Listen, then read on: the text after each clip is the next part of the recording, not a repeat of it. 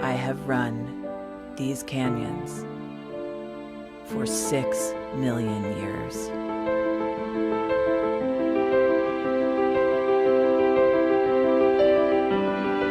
I have traveled from the Rocky Mountains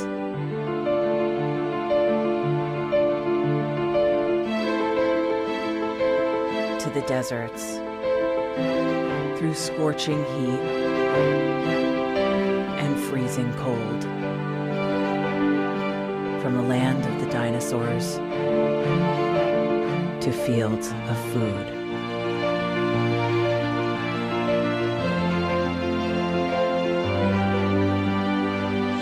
I lend my hand to 7 states, 2 countries, 9 national parks,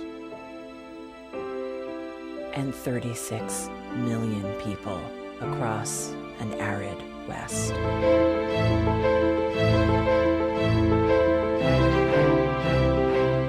am not the strongest or the largest, but I am the hardest working.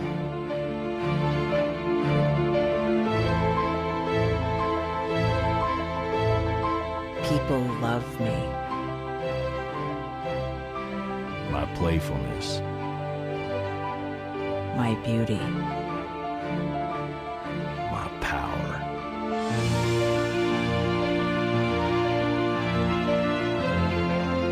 My life.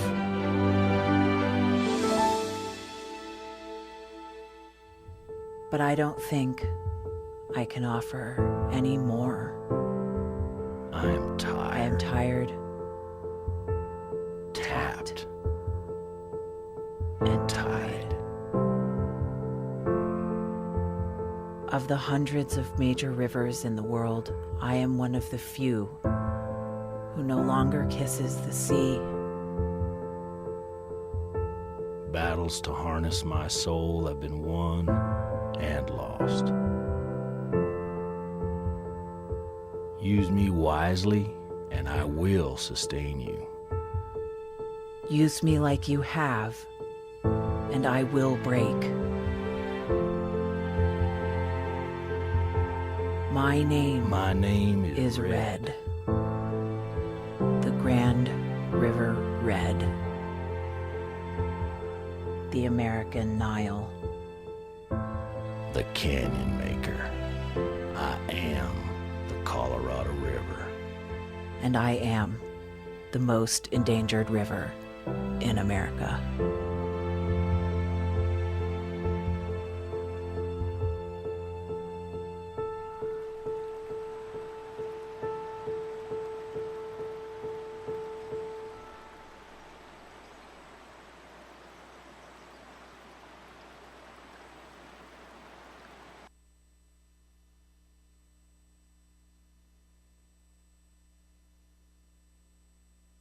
So, I'm kind of new here, but I've noticed a trend.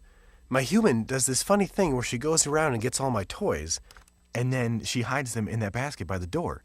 You know, but it's always the same basket, and it's always in the same place. And then she acts so surprised when I find them, but, you know, she's putting them in the same basket. Again. It's like, hello? That's where you put it last time. You were the worst at hide and go seek.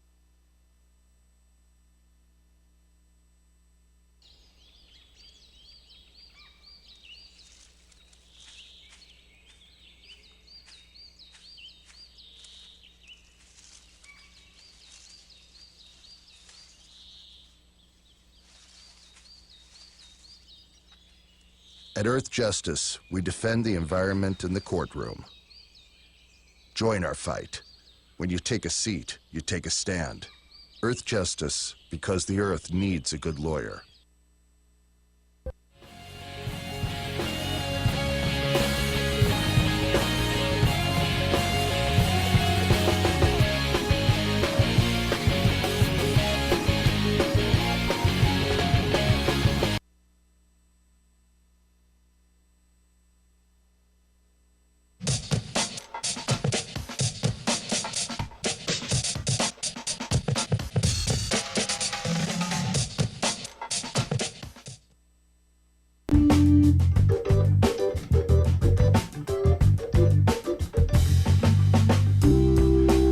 Okay, friends and neighbors, we'll be back to the news of the day in just a moment here. But first, I've got one important question to ask all of you.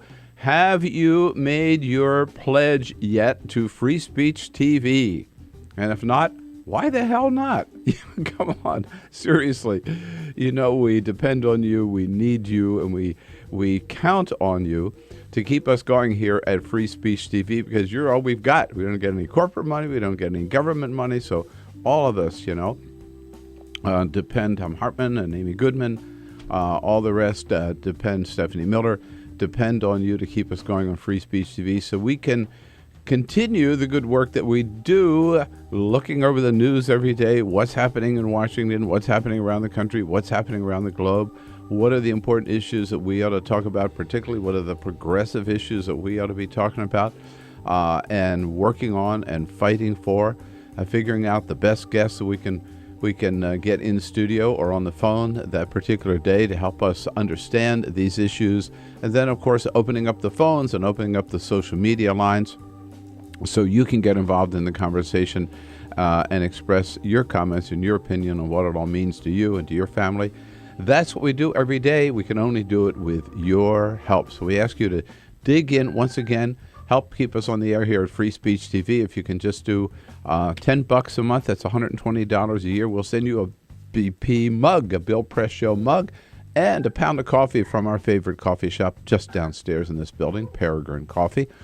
For $20 a month, $240, you will get a very, very special gift indeed. One of the great cheeses from Cowgirl Creamery out on the West Coast, right near where we live in California, Point Reyes Station. And for $30 a month or $360 a year, if you can make that pledge, you'll get the mug and the Cowgirl Creamery. And then as a very, very special item to show you how much we appreciate your support, if you're in a position to pledge $1,000 to Free Speech TV, get yourself to Washington with a friend. Take the plane, take the train, take the bus, drive here, whatever. Carol and I will take you out to dinner the night before, and the next morning we'll invite you to join us in studio to meet the whole team here and to watch a special edition of the Bill Press Show. So with those incentives, hope that you will understand again and be inspired to do the right thing, particularly now at tax time, and take advantage of that this opportunity to get a little write-off on your taxes by helping Free Speech TV. So it's a twofer. You keep progressive television, Free Speech TV on the air, and you get the tax benefit as well. But again, no government money, no corporate money. Here at Free Speech TV, we depend on you. Thanks so much for your help.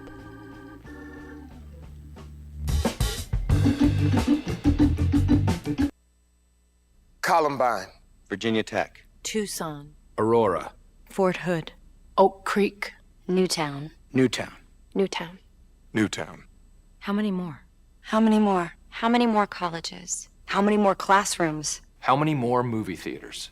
How many more houses of faith? How many more shopping malls? How many more street corners? How many more? How many more?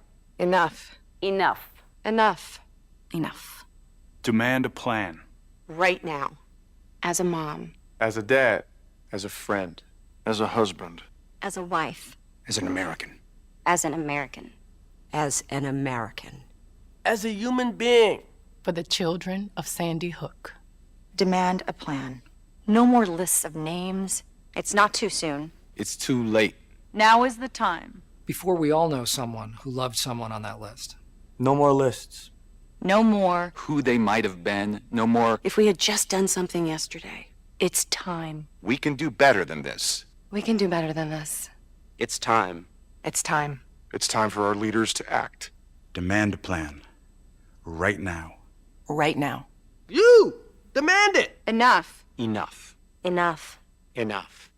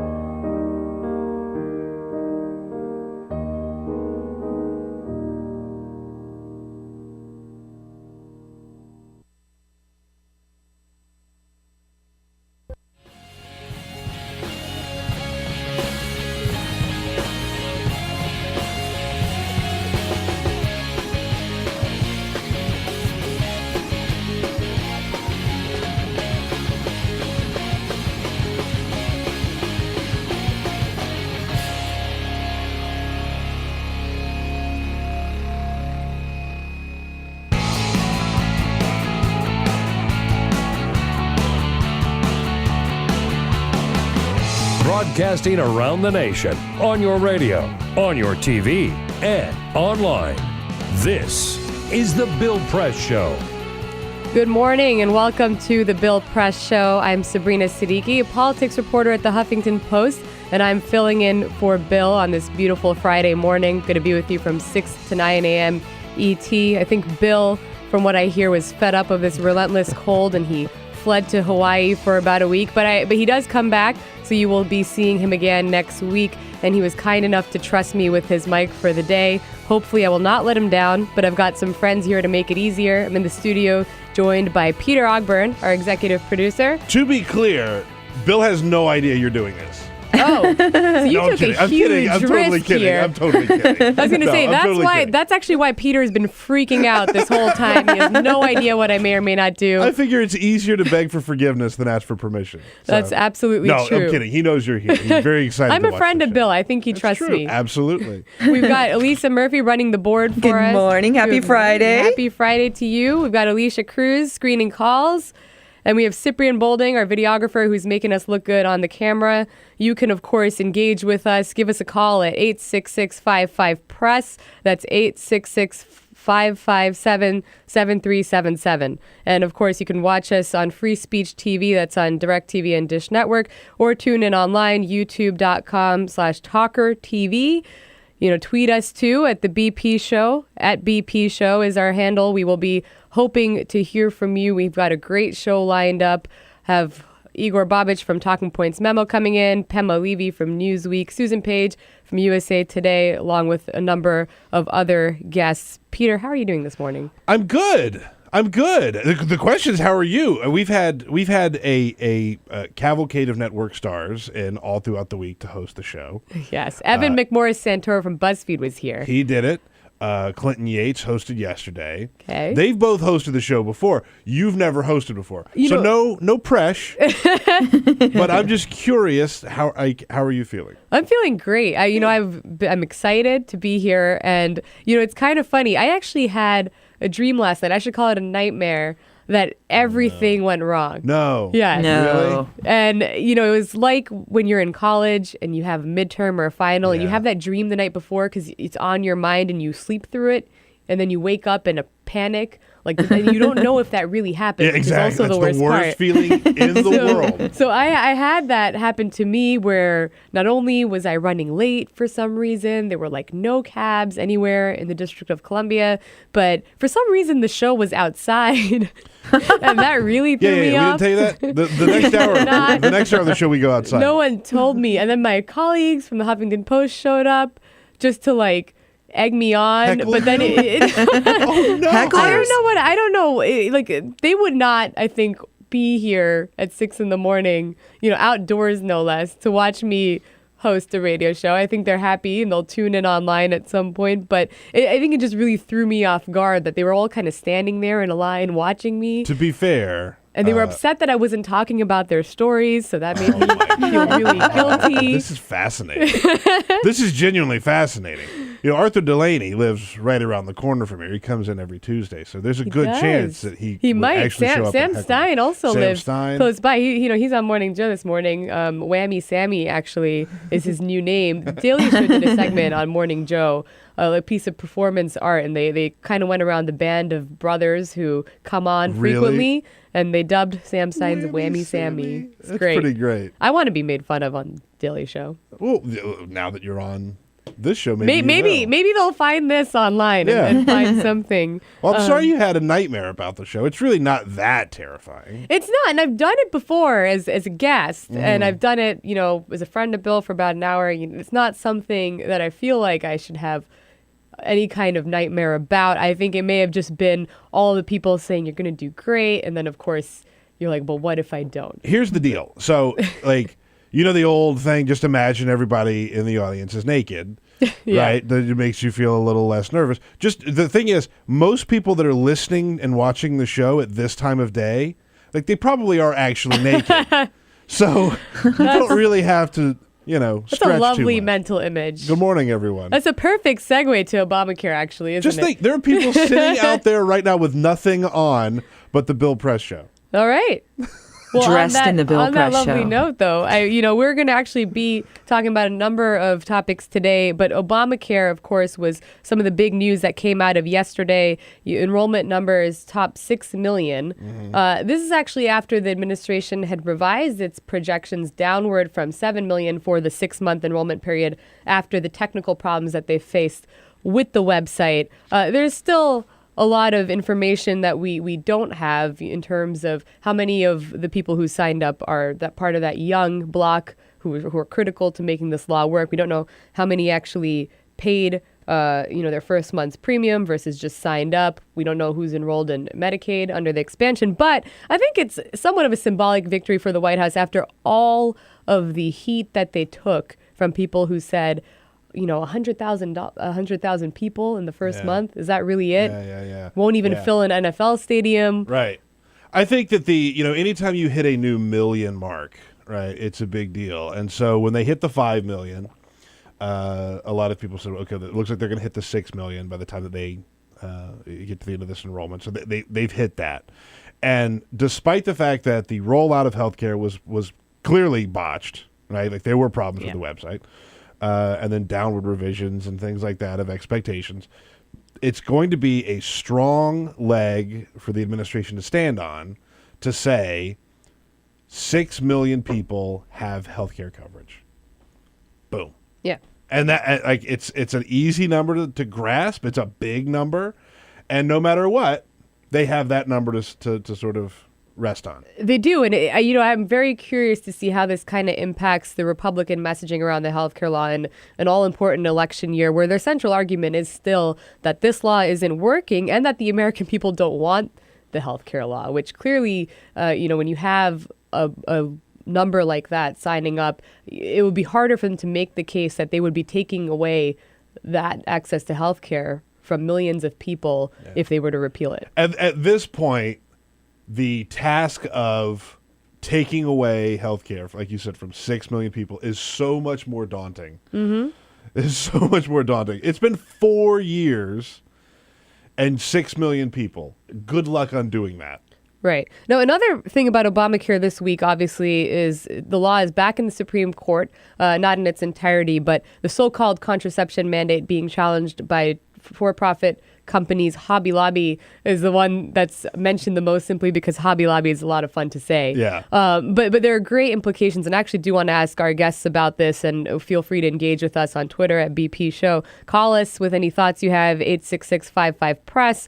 So, the central point or issue here is a for-profit company taking on a religious identity. Essentially, the court would be granting these companies' personhood to some degree, because they would be able to then impose their religious beliefs on their employees. We have actually a clip, I believe, from Louis Slaughter, Democrat, Congresswoman talking about it. Take a listen to what she had to say.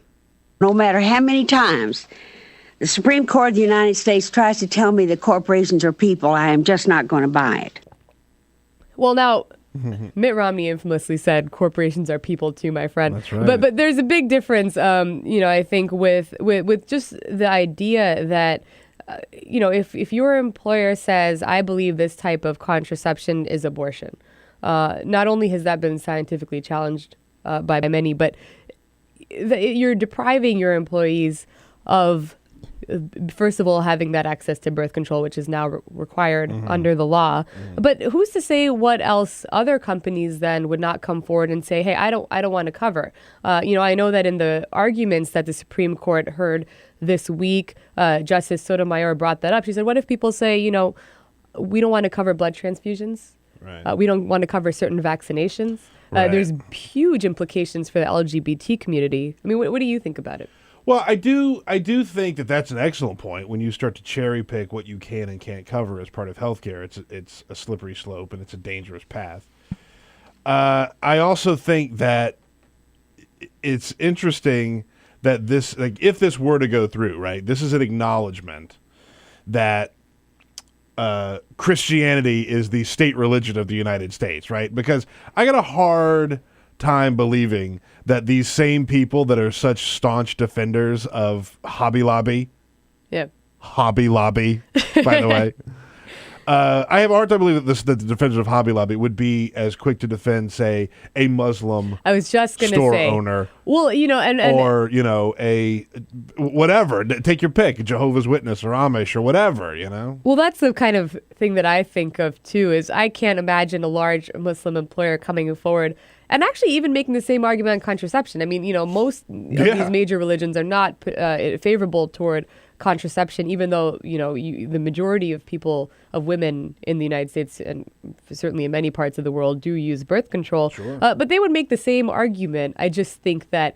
you have this conservative Christian right that has a lot of influence still in the debate that we have around the healthcare law. I do want to kind of point out, I think one more thing that struck me was Justice Kagan, and this kind of gets to the same point. I think her quote could be key. She said to the lawyer for Hobby Lobby, Paul Clement, everything would be piecemeal, nothing would be uniform. So I think that line could very well play into how this decision is in the end weighed. But again, I want to hear from you guys too. Don't forget to tweet us at BP Show 86655press.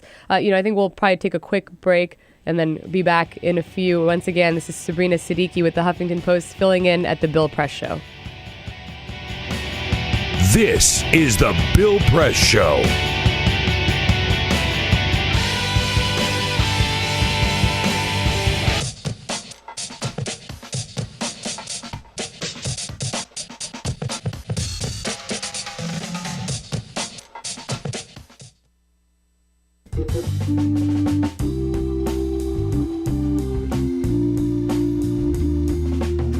All right, friends and neighbors, we'll get back to the news of the day in just a moment here. But first, I got a couple of questions for you. First one, are you enjoying Free Speech TV? Well, I know the answer to that one. If you weren't, you wouldn't keep watching. We appreciate that. Good to have you with us. And the second question is, since you enjoy Free Speech TV so much, have you done your share to keep us on the air? Have you made your pledge? If so, we thank you because so many of you have. But if not, let's get on it. Do it today. It is so important. Look, again, I don't have to tell you how special Free Speech TV is. I'm very, very proud to be part of it. Less than a year right now. But it's the only place you can find such great hosts, Tom Hartman, Stephanie Miller, Amy Goodman. I hope I'm one of them. And it's all content-free, no commercials, the only truly independent and progressive cable channel that is out there. You won't find it anywhere else. But the thing is, we depend on you. That's the only way we can stay on the air. We get no corporate money, no government money, no sponsor money, right? It is all from our viewers that keep us going. So we ask you to give us a call today, 877-378-8669, or you can go to freespeech.org and make your pledge. And as a little reward for making your pledge, if you can do us this $10 a month, $120, we'll send you a Bill Press Show mug. You can have your coffee with us every day, and a pound of coffee from Washington's favorite little coffee shop, which is right downstairs in our building. It's called Peregrine Coffee. If you can afford $20 a month, $240 pledge, you will get a very, very special treat from one of my favorite little businesses out in West Marin, California, West Marin County, from Cowgirl Creamery, a selection of their best cheeses. I think they're the best cheeses on the planet, and I've lived in Switzerland, so I know. Cowgirl Creamery for $240. For $360 or $30 a month, we'll send you the Cowgirl Creamery and a mug.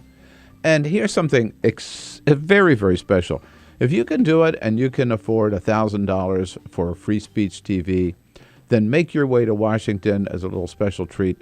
I'll take you out to dinner with Carol, and we'll invite you and a guest in to watch the show the next morning here in our studio in downtown Washington, D.C. So those are just our ways of saying thank you ahead of time to you. Please do it. Please consider it today. And again, the number to call is 877-378-8669, or you can go to freespeech.org. We love bringing the show to you every morning, love being with you every day, and ask you to be with us by making your pledge as soon as you can and as generously as you can. Thank you so much.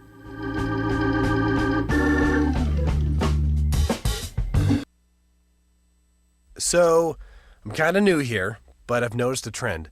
My human does this funny thing where she goes around and gets all my toys, and then she hides them in that basket by the door.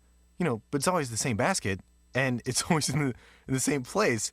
And then she acts so surprised when I find them, but, she's putting them in the same basket. Again. It's like, hello, that's where you put it last time. You were the worst at hide and go seek.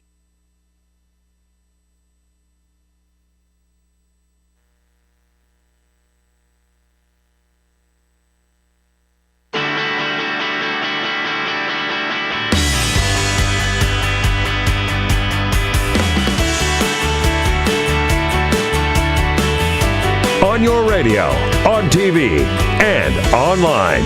This is The Bill Press Show.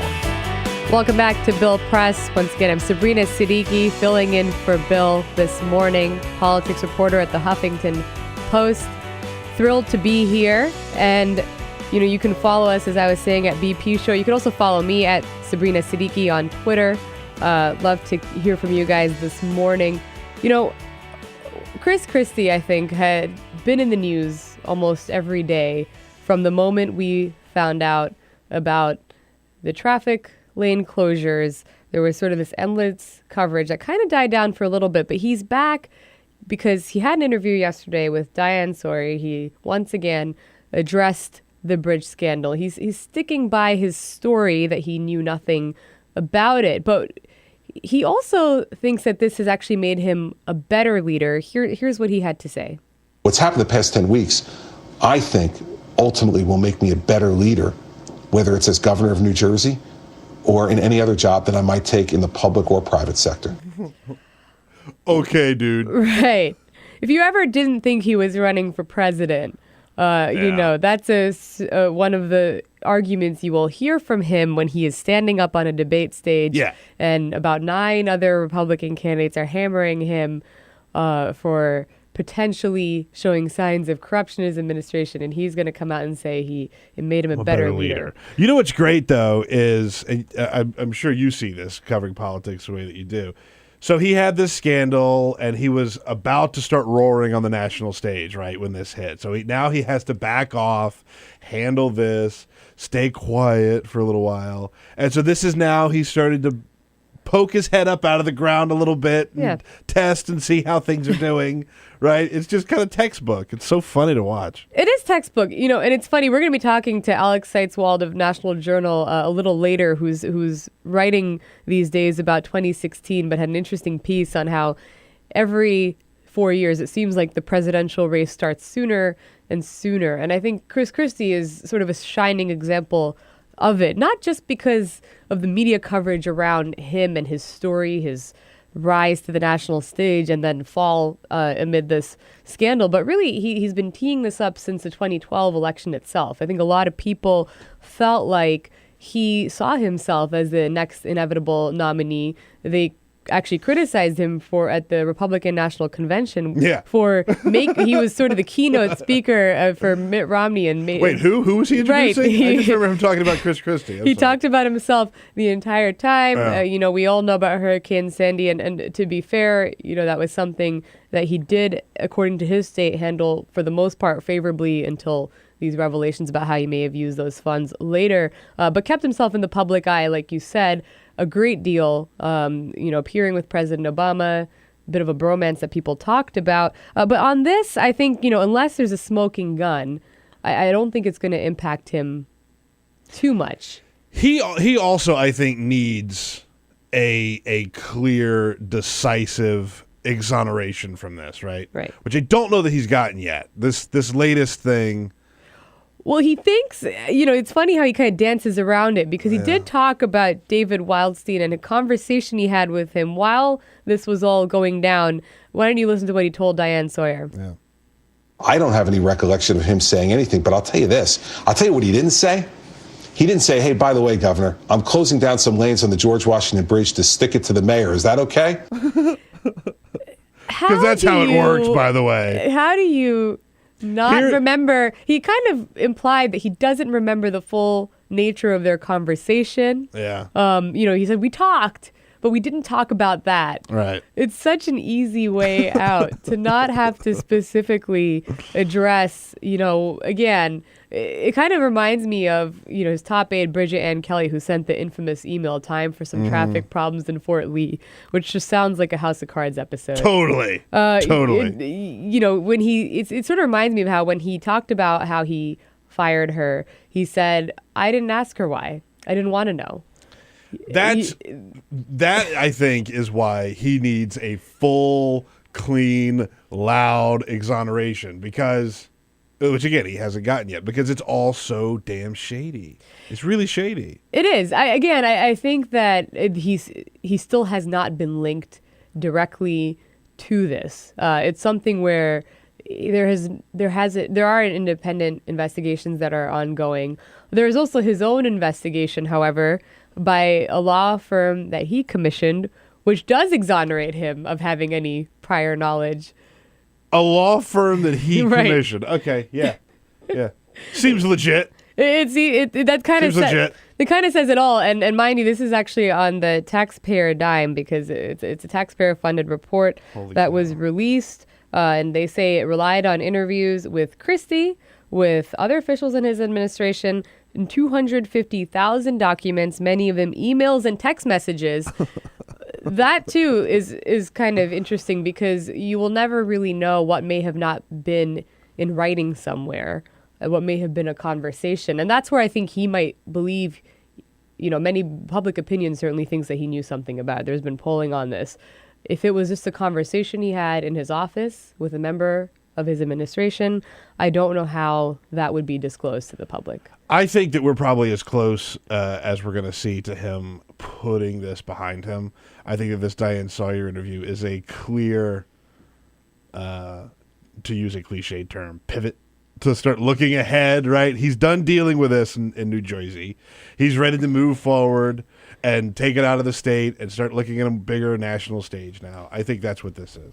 He is. You can obviously let us know what you think. I'm sure the listeners love to talk about Chris Christie and Bridgegate, always a popular topic, and that you can tweet us at BP Show. You can give us a call, 866-55-PRESS, 866-557-7377, so you have multiple channels to reach us on. I think that this will, like you said, die down at some point. But we'll be talking about it more later. This is the Bill Press Show.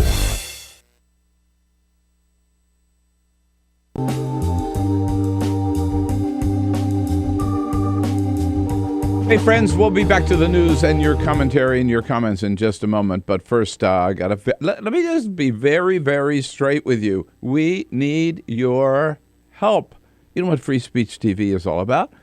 we're very, very lucky and very proud to be part of it. But it's the only place that you can find completely independent, unfettered, no restrictions, news and commentary from the left all day long with no corporate money, no commercials, no government money. But without all of that, we depend on you.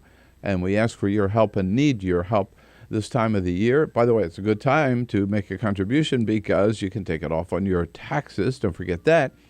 We know you love free speech. If you didn't, you wouldn't be watching. But again, we can only stay on the air. The only source of funding we have is your help. So many of you have helped already. We thank you for that.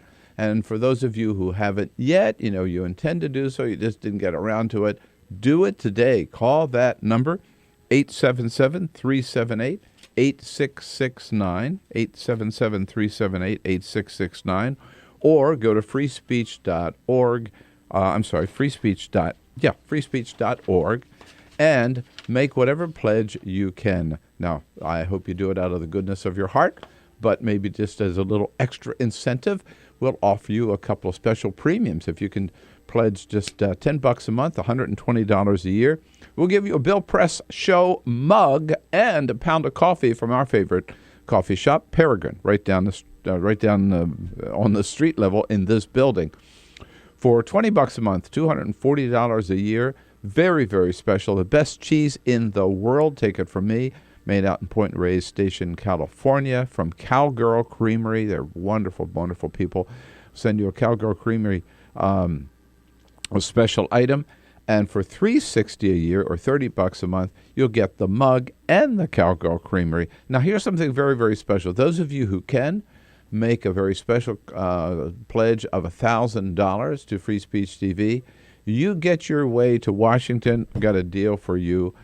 Carol and I will take you and a guest out to dinner and then invite you here into the studio the next morning to watch the show with all of us. So whatever pushes your button, please be as generous as you can. And again, do it today at that number, 877-378-8669. Take advantage of that tax opportunity to get your tax contribution. And most importantly, to show your support and show your help for Free Speech TV. We are there with you and for you every single day of the week. We need you to be there for us this one special time of the year. Thanks for your help.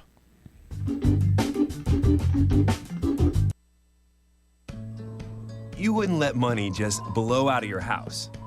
So when your AC or heater is on, make sure the doors, windows, and fireplace flue are shut tight. If you're headed out, turn down the AC or lower the heat by 10 degrees. And always keep your water heater set at 120. A little bit of common sense goes a long way. Get more great tips at energysaver.gov. So, I'm kind of new here, but I've noticed a trend.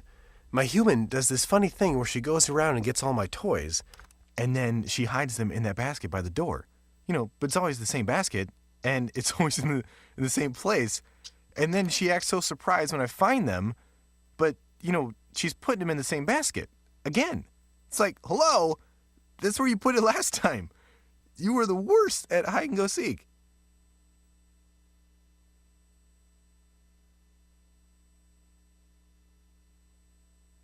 On Twitter, follow us at BP Show and tweet using the hashtag WatchingBP. This is The Bill Press Show. Welcome back to The Bill Press Show. I'm Sabrina Siddiqui, politics reporter at the Huffington Post, and your guest host on this Friday morning. We actually are joined now by Igor Bobic. That's how I say his name. Assistant editor at Talking Points Memo. You can follow him at Igor Bobic. It's the right way to say his name. Hi, Igor. Good morning. How are you? Good. How are you? Thanks for having me. I'm doing well.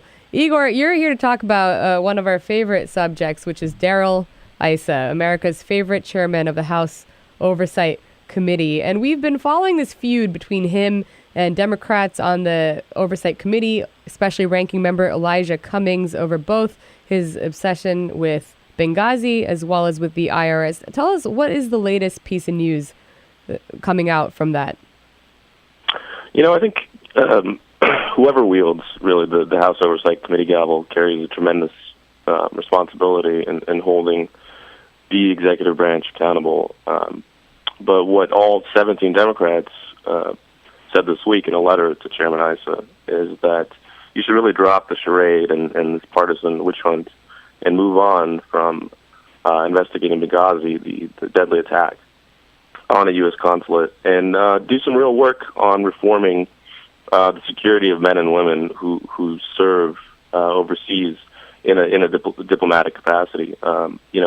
ISA has consistently tried to exploit the lows of Obama's presidency at every turn with a certain, dare I say, obsessive zeal to the benefit of himself and his party.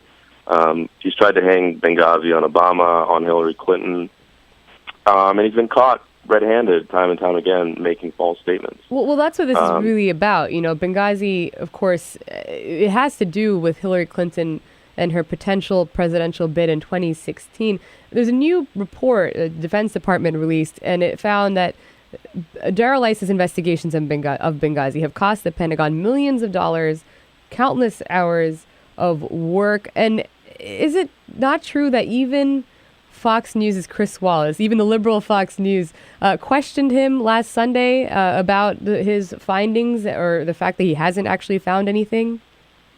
It's true. I mean, it was a little embarrassing for Issa actually to be faced with a barrage of questions from Chris Wallace, who tends to be a little bit more believable in the cause. So, I mean, what Issa faced was questions over his statements that Hillary Clinton somehow issued a stand-down order telling security officials not to relieve this diplomatic unit in Benghazi that night, when it turns out that Hillary Clinton gets millions of cables every year and she doesn't answer each one. So that's what that was about. Well, Democrats, as you said, they have sent a letter. They've asked him to focus his time otherwise, to end what they said are partisan investigations. But there was sort of a tipping point recently. It was actually not in a hearing over Benghazi, but over IRS. It's sometimes hard to keep track which one Darrell Issa is holding on any given day. But he cut off the microphone of Elijah Cummings, the ranking member, as I said earlier, when Elijah Cummings was trying to make a point about these endless hearings and the nature of the questions that are asked. And what happened afterward was the Congressional Black Caucus essentially called for Issa's head. They wanted him to be relieved of his post. What did John Boehner have to say about that? Do you think Republicans are starting to think that Issa is a liability in his role as oversight chairman? I don't think, even if they do believe that, I don't think they want to admit it, publicly. John Boehner was asked whether he still supported Issa as chairman, whether he still saw them in that role going forward, and he said he did. He was unpersuaded that he should step down, as Democrats were saying. Ultimately, I think it was, Issa had some egg on his face. The Republicans were trying to unveil this new bill and this new legislation, trying to message for 2014, and, all that day ended up turning out to be was questions over whether this feud with Cummings was appropriate or not, whether he should have cut off his microphone or not, whether he could do that, or whether he could hold in contempt Louis Lerner, this former IRS official who headed this division.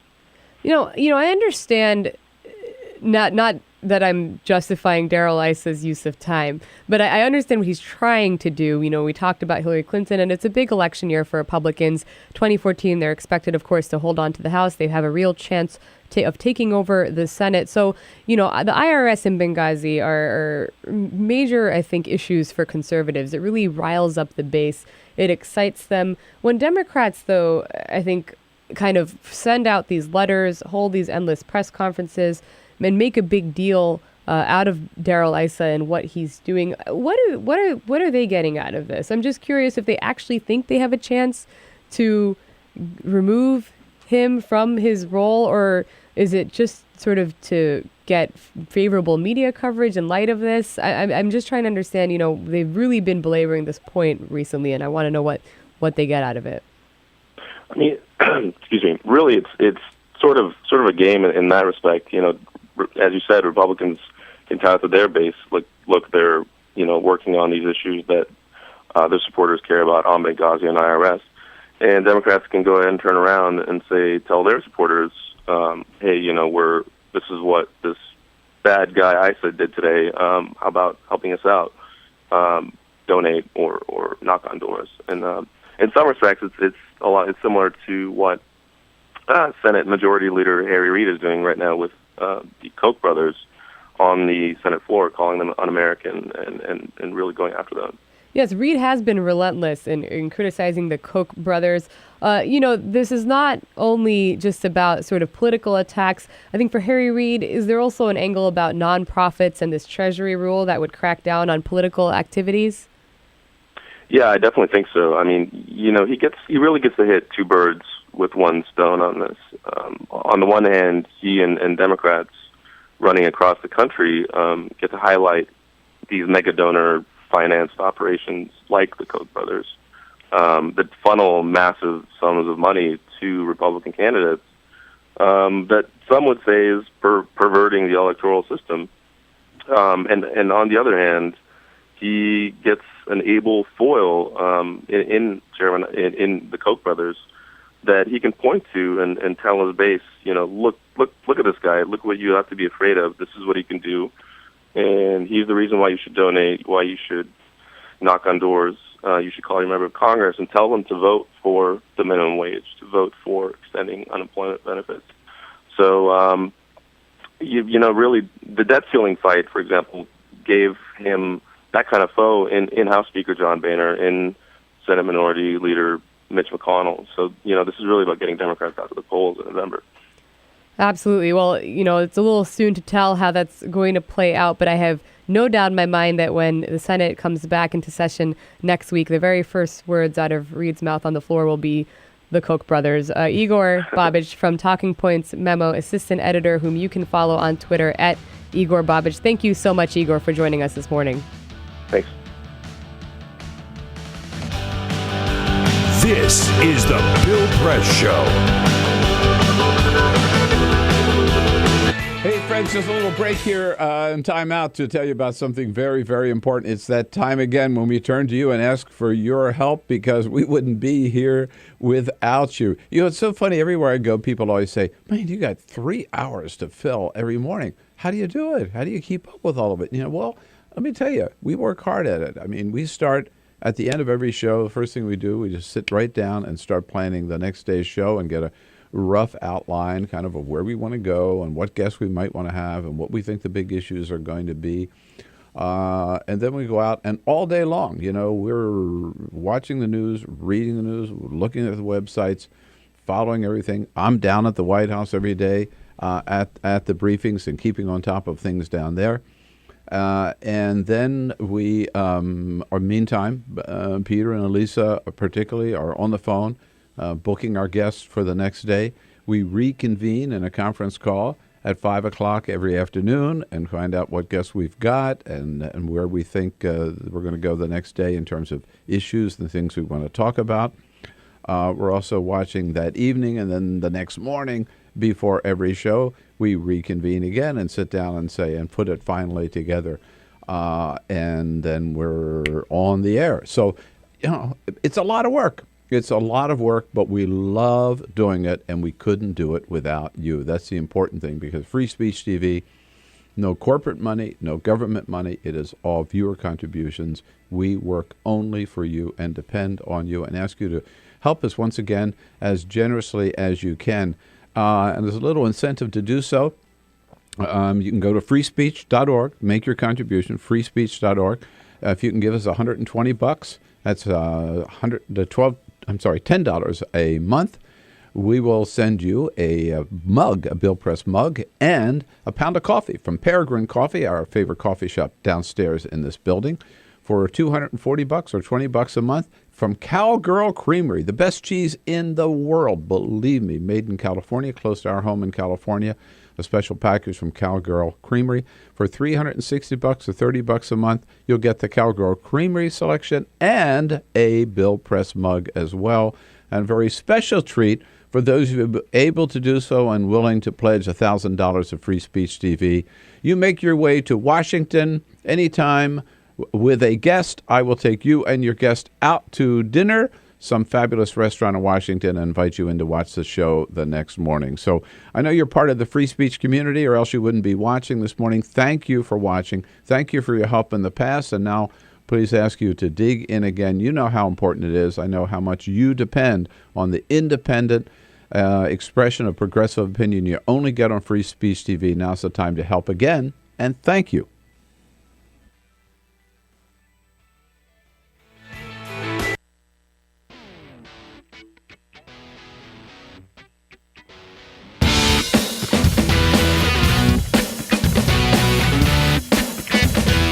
Seen on Free Speech TV and online on TawkrTV. This is The Bill Press Show. Welcome back to the Bill Press Show. I'm Sabrina Siddiqui, politics reporter at the Huffington Post, and filling in for Bill this morning. You can keep in touch with us on Twitter at BP Show. We are joined now by Susan Page, Washington Bureau Chief for USA Today. You can also follow her on Twitter at Susan Page. Good morning, Susan. How are you? Sabrina, hi. Good morning. It's great to have you here. It's great to be here. It's great to be here on a Friday. Happy Friday to you. Now, I kind of want to kick off with a pretty big interview that you just had with former President Jimmy Carter. And I'm just curious, what you guys talked about in your kind of observations from that interview, and what issues did you discuss? What struck you as particularly interesting about what he had to say? Here's the number one thing about President Carter. He is 89 years old, and he is phenomenal. He's just come out with his 26th book. This one's called A Call to Action, and it's about the treatment of women particularly by religions around the world. So it's a pretty provocative topic. But the thing that strikes me about President Carter this time and the previous times I've interviewed him is that when you ask him a question, he actually gives you an answer. This is, as you know, unbelievably rare in politics. And in this case, he had said previously on Meet the Press that when he wants to send a letter that's private to a foreign leader, he types it out, puts it in an envelope, and sends it by snail mail because he's so convinced that his communications are being under surveillance, which I thought was extraordinary. So as a result... You know what? He's probably right. Well, one would think he might know, right, as a former president. And so I said, I asked him what he thought about Edward Snowden's disclosure, since that's why many of us know that there's collection of metadata on our phone calls and our emails. And he defended Edward Snowden's disclosures. So I thought that was extraordinary.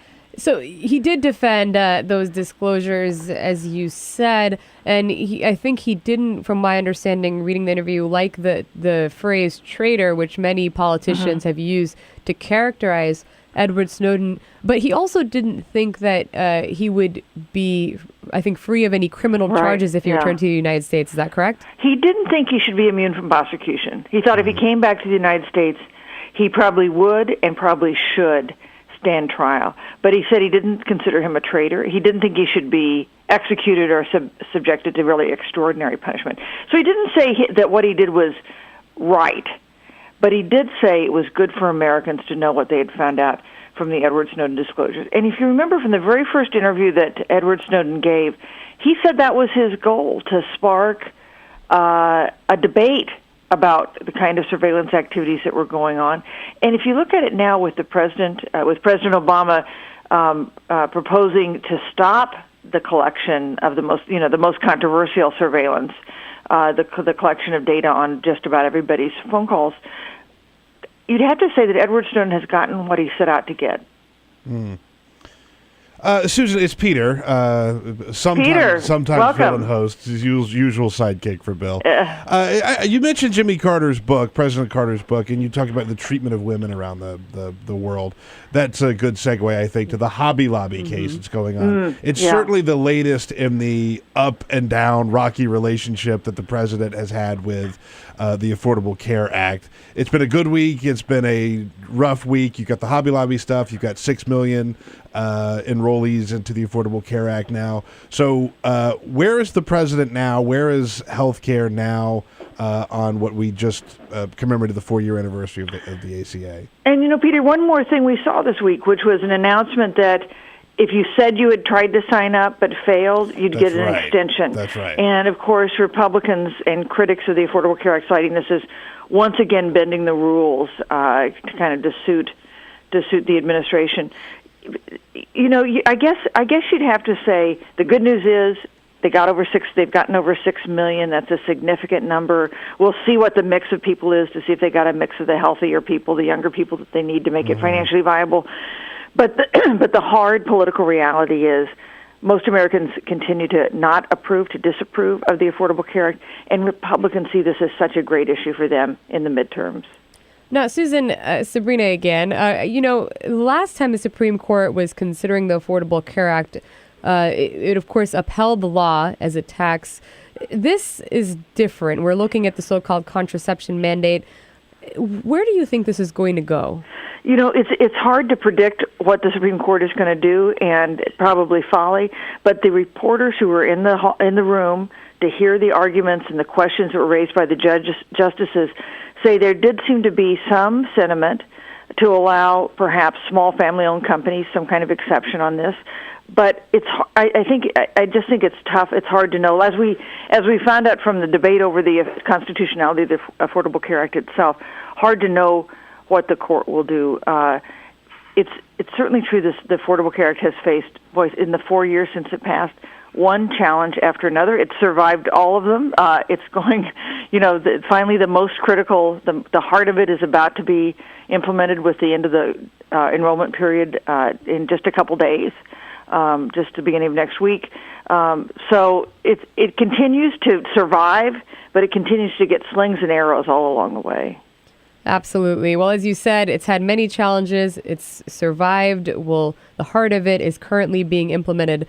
So we'll be following Hobby Lobby, of course, and see how that might impact the implementation of the law. But Susan Page with USA Today, thanks so much for joining us. You can follow her on Twitter at Susan Page. We're going to take a short break, but once again, I'm Sabrina Siddiqui, guest hosting The Bill Press Show. We'll be back shortly. This is The Bill Press Show.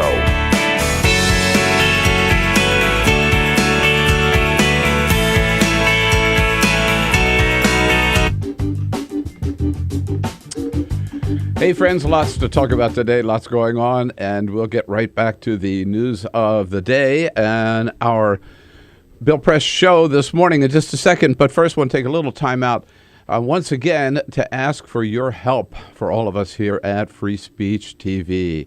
I don't have to tell you how much, I've told you before, how much we love being with you first thing in the morning, bring you the news of the day. We love the fact that you're with us, but we wouldn't be here without you, and we really do need your help. That's what makes the difference on Free Speech TV. We don't get any corporate money. We don't get any government funding. We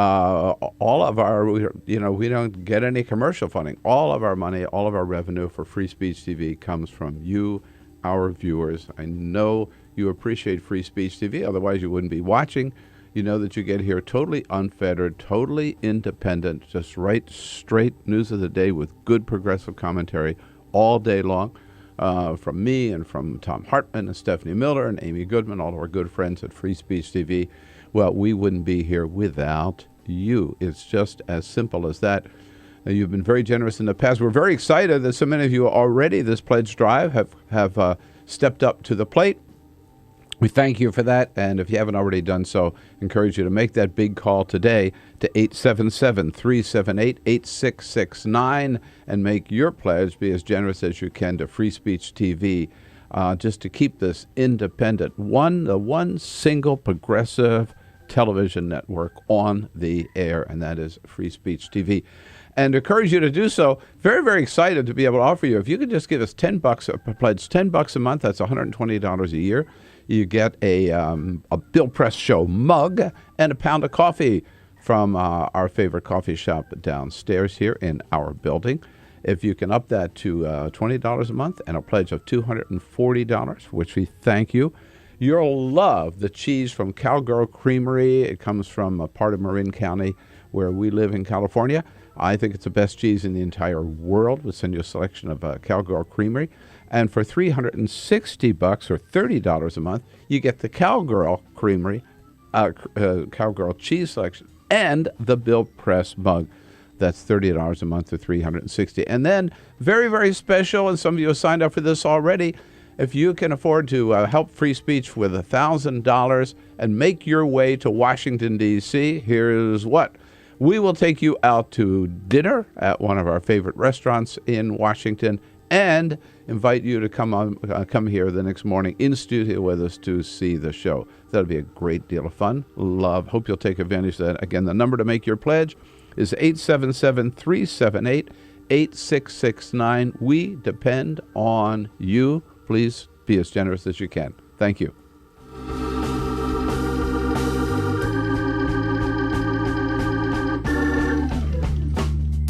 Radio, on TV, and online. This is The Bill Press Show.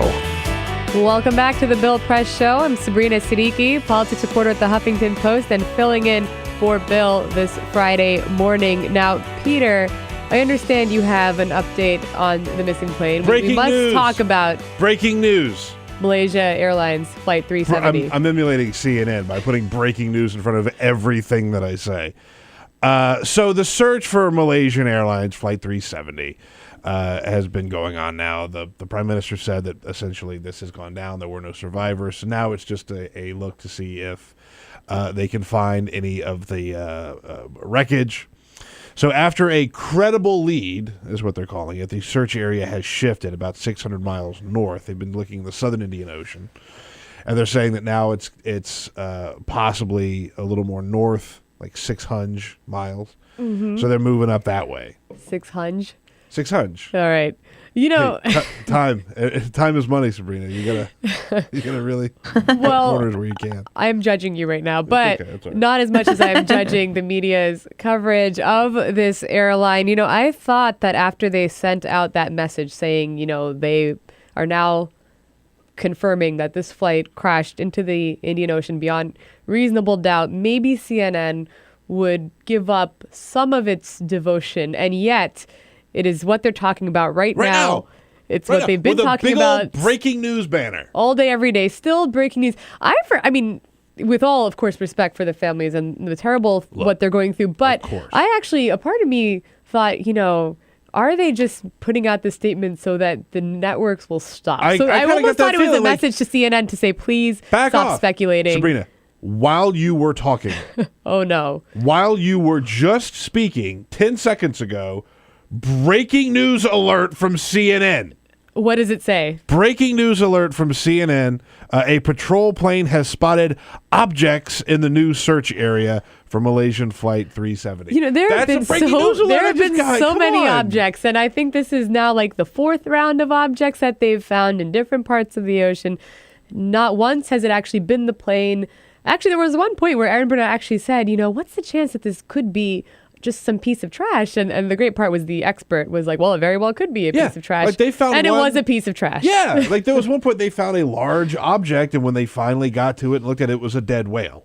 Like it's which is sad, but well, yeah, obviously. But you know, it's so bad now that even former CNNer Larry King, spoke up about this yesterday. He said, quote, "Since day 2, they advanced nothing in the story but conjecture. It was breaking supposition, breaking speculation. It was never breaking news." Oh, Larry King. Let's not act like Larry King would not have been all over this. Yeah, you're right. If he were still at CNN. Now, it's easy to kind of... He's right. He's right. Of course he's right. It's kind of like when Chuck Todd was saying, can we stop with the breaking news banner? We're very, careful at the Daily Rundown. And then someone had a picture of him talking about the plane with the same breaking news banner. We're going to be teeing up a break, of course, but feel free to keep in touch with us. You can call us at 866-55-PRESS and tweet us at BP Show. Hopefully you're also tuning in, youtube.com/TawkrTV. Once again, Sabrina Siddiqui with the Huffington Post. We'll be back after Bill this Press break. Show.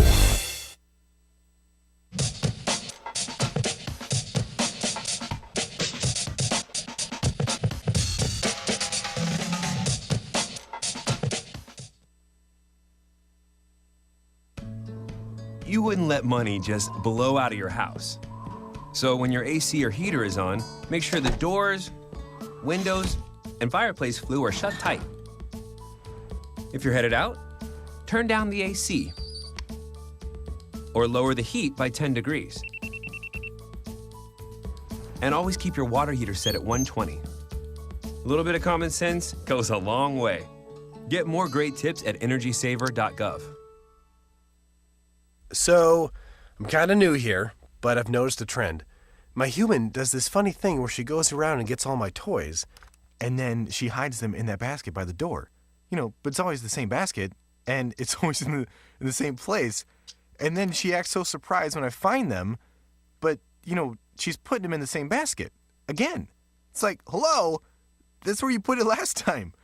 You were the worst at hide and go seek.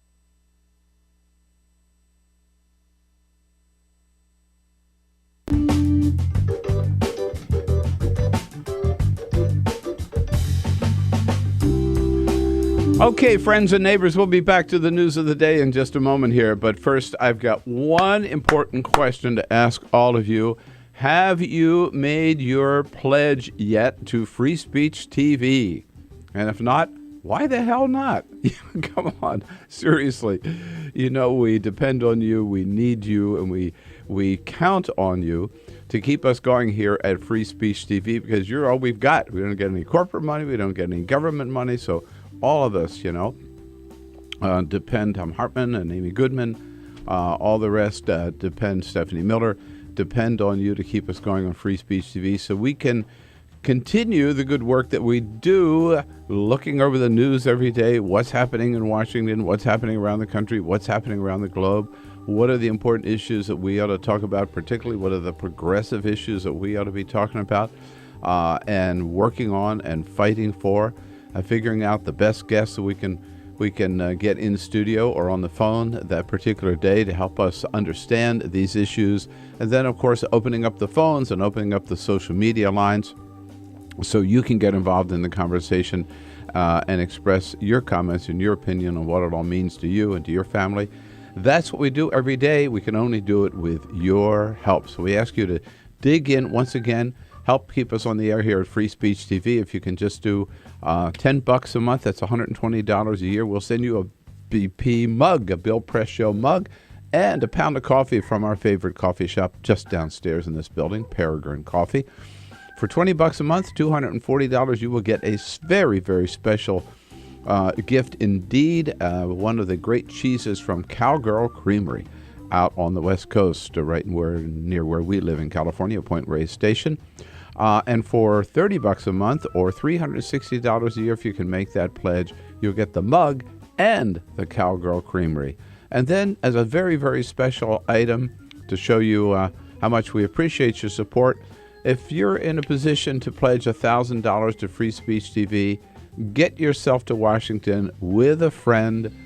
Take the plane, take the train, take the bus, drive here, whatever. Carol and I will take you out to dinner the night before, and the next morning we'll invite you to join us in studio to meet the whole team here and to watch a special edition of the Bill Press Show. So with those incentives, hope that you will understand again and be inspired to do the right thing, particularly now tax time, and take advantage of that this opportunity to get a little write-off on your taxes by helping Free Speech TV. So it's a twofer. You keep progressive television, Free Speech TV on the air, and you get the tax benefit as well. But again, no government money, no corporate money. Here at Free Speech TV, we depend on you. Thanks so much for your help.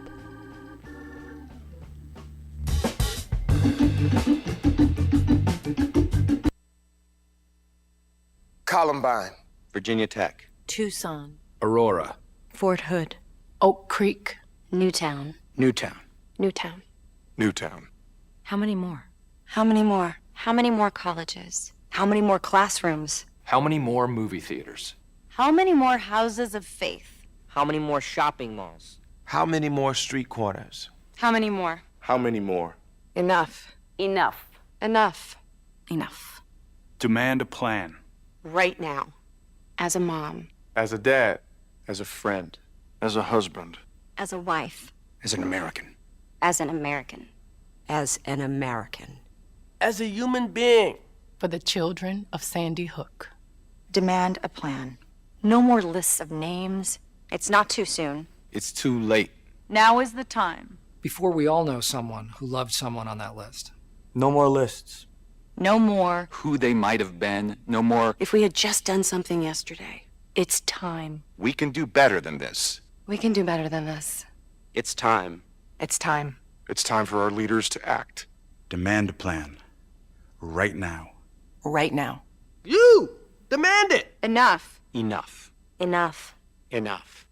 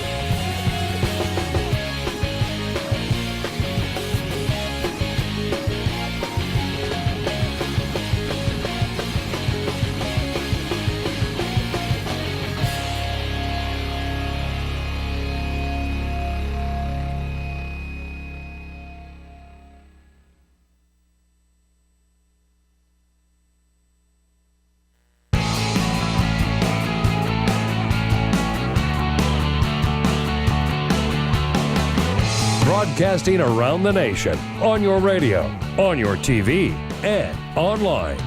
This is The Bill Press Show. Welcome back to the Bill Press Show. I'm Sabrina Siddiqui with the Huffington Post, a political reporter there who is filling in for Bill this morning. Bill is wrapping up a trip to Hawaii. I am extremely jealous, as I told Peter Ogburn, who is our executive producer and here with me in the studio this morning. We have Elisa Murphy running the board. Hello, hello. How's it going? We have Alicia Cruz, who's screening calls, and Cyprian Bolding, our videographer, taking care of the camera work this morning. You can call us, of course. We'd love to hear from you. 866-55-PRESS. That's 866-557-7377. Catch us on Free Speech TV, on DirecTV and Dish Network. You can catch us on YouTube at TawkrTV. Check out the BillPressShow.com and tweet us at BP Show. Get our iHeartRadio app, like us on Facebook, do all those great things. So, we were talking about actually in the break how the president didn't take a selfie with the Pope. That's right. It's very disappointing. Total bummer. I mean, he had that moment where he did it with other world leaders at the funeral. I wanted to see Nelson Mandela. Yeah, that's right. It became a thing, even though I wanted to see him get into a full-on battle with Ellen DeGeneres, since she took his title away of most retweeted tweet, right, with her selfie at the Oscars, to just take a picture of him and the Pope and see how many retweets that could get. I think he would have easily outdone Ellen's record. In fact, he was on the Ellen Show. He called it a cheap shot or cheap publicity stunt. Cheap stunt were the words, which I thought was great. It's funny, my colleague Jen Bendery and I, we were on the Hill this week. I'm glad you brought this up. This kind of blew up unexpectedly, but there was a reception for Women's History Month hosted by Nancy Pelosi, and we saw the Janet Yellen, first woman to chair the Federal Reserve, and we wanted a picture because why not? It was not a event where we're covering it as reporters. We're women. We were very excited, and we have someone take this picture, and Nancy Pelosi photobombs us, and she is also biting her nails in this photo. But it's awesome. Widely shared, weirdly picked up in the media. Next thing you know, even Nancy Pelosi tweets about it. She says, "Oops." Oops. And I am worried that perhaps she hates me now, but everyone has seen this pretty picture, remarkable. Which is just kind of amazing. You have Nancy Pelosi was the first woman Speaker of the House. Janet Yellen, of course, first female Fed chair. And then Jen and myself. And then you and Jen. We're not as women of history. We're not women of history. And here you are hosting the Bill Press show now for the first time. This could very well go down in Women's History Month, I think. This will be the turning point. This is the turning point. Everything changes after here, Sabrina. Peter, you got some stories lined up for us on Full Court Press, I believe. I do indeed. This is the Full Court Press. We go full production and everything here. All right, let's pick up with some basketball. Last night, the NCAA college basketball tournament continued, and the Cinderella team continues to roll. Dayton, University of Dayton, beating Stanford last night, 82-72. They move on. Also, number 1 seed Arizona taking on San Diego State. They won that. Wisconsin breaking free from their old habits of actually winning in March. They beat Baylor last night. And the overall number 1 seed, Florida, beat UCLA last night. So they all move on. We got more games tonight. I wish I knew more about college basketball. This is my Mitt Romney sport moment. Where I don't have a bracket, which I feel a little bit left out. Our office has a bracket. And they talk about it at work. They follow the games. They get excited, and I'm just sitting at my desk crying. I didn't do a bracket either, but because we have the show office, contest, I did my bracket by using my 6-year-old. I let him fill out the bracket for me. So hang on, Cyprian actually breaking news. What's that? Bill's bracket. How's Bill doing? Oh, Bill's got Bill has Louisville still winning it all. So, yeah, Bill. He's got 3 out of 4 in the Final Four. I still have 4 out of 4. How's Elisa? I'll have to check. 3 out of 4. A much needed update on Bill. Yeah. His presence is still very Bill much is number felt. 1. He's leading the pool, so he got 3 out of 4 last night. Which is that still required? The boss has to lead the pool. Bill always wins. Bill always wins. So there you go. There's your NCAA update. Stitches may be a thing of the past. A new story coming out of based out of Massachusetts, where they say that spray-on polymer mats are the way of the future. So they're getting rid of stitches and no needle and thread and stitching up a wound. They're putting on an all-covering mat that will just seal up the wound, keep infection out, and let it heal naturally. And this is I'm assuming, less painful experience. Exactly. I mean, I've never gotten stitches, so I can't speak to it. Now that I've said this, I'm going to go fall on my face. Yeah. Watch out for the black ice today. No, but stitches are painful. They can leave scarring, and so this way they're saying that this heals naturally. It's better for the body. So there you go. And yesterday, iPad officially got a hold of Microsoft software. Microsoft Office hit the the App Store for iTunes. You can now download Microsoft Office, so Word. You can now download onto your iPad. So there you go. It's the first time. Huh. I actually don't have an iPad. Shocking me. Really? Nope. I thought you were one of these new wave of digital journalists. Oh, wait. I actually forgot that I have one. I just don't use it. It's the very first version. I'm making myself sound terrible. Boy. But it's not one of the newer, more exciting iPads. And it's been sitting on my bookshelf. I need to start using it more. I'm still that dork who carries her laptop everywhere, planes and trains and everything is heavy. And anyhow, I just embarrassed myself for the first time on this morning show. You know what? You do you. You do you. You have an iPad. You don't need to use it. Go for it. I do like to do me. We actually have Loretta Johnson on the phone, Secretary Treasurer of the American Federation of Teachers. Loretta, good morning.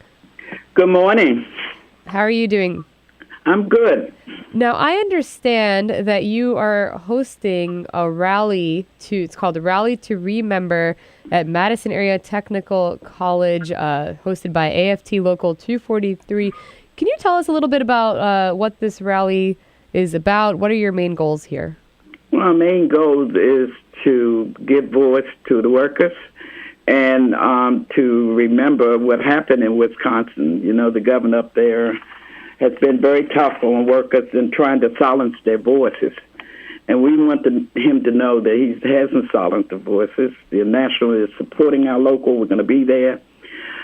And we're going to be campaigning on reclaiming the promise for public service work and support for community and keeping the community safe and healthy. We're going to be talking about reclaiming the promise about our economy, but what works and not on the backs of workers. So the fight continues. We want that governor to know we aren't silent. We're going to fight and continue to stand up for workers' rights. Now, you talked about Governor Scott Walker. Of course, he, his Act 10 requires public sector workers to vote whether to reunionize every year, prevents unions from automatically collecting dues from members, and limits the scope of collective bargaining to wage increases. What has the impact been of Act 10 on the AFT? Well, it's had some impact, of course. But as you can see, we're rallying. We're still there. We're still standing. So he has not silenced our voice by taking away monies, and because money is not everything. The collective bargaining process is a way for workers to have a voice in what they say. And so the workers are still there, and they're still standing up to Governor Walker and the state legislatures who've taken away certain number of rights. How has the labor movement re-energized since Scott Walker's victory in a historic recall election 2 years ago? Well, we don't call it a victory. We call it just a stumbling block at this point. I think that you can see that the community has come together. What Scott Walker has done is bring us closer and have the community involved. Communities engaged in this, and community will be there this evening, and fighting for public service, fighting for fair wages, and fighting for public service free public service for not only our members but for the community. Great. Well, thank you so much, Loretta Johnson, Secretary-Treasurer of the American Federation of Teachers. You can follow AFT on Twitter at AFT Union. Thank you so much for joining us this morning. We will be returning after a short break. Once again, this is Sabrina Siddiqui. This is the Bill Press Show. We'll see you soon. This is the Bill Press Show.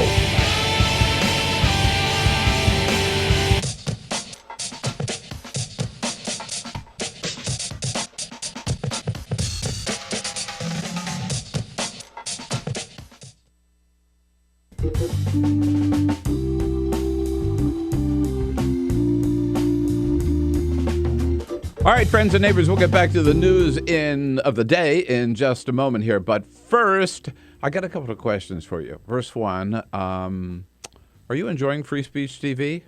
Well, I know the answer to that one. If you weren't, you wouldn't keep watching. We appreciate that. Good to have you with us.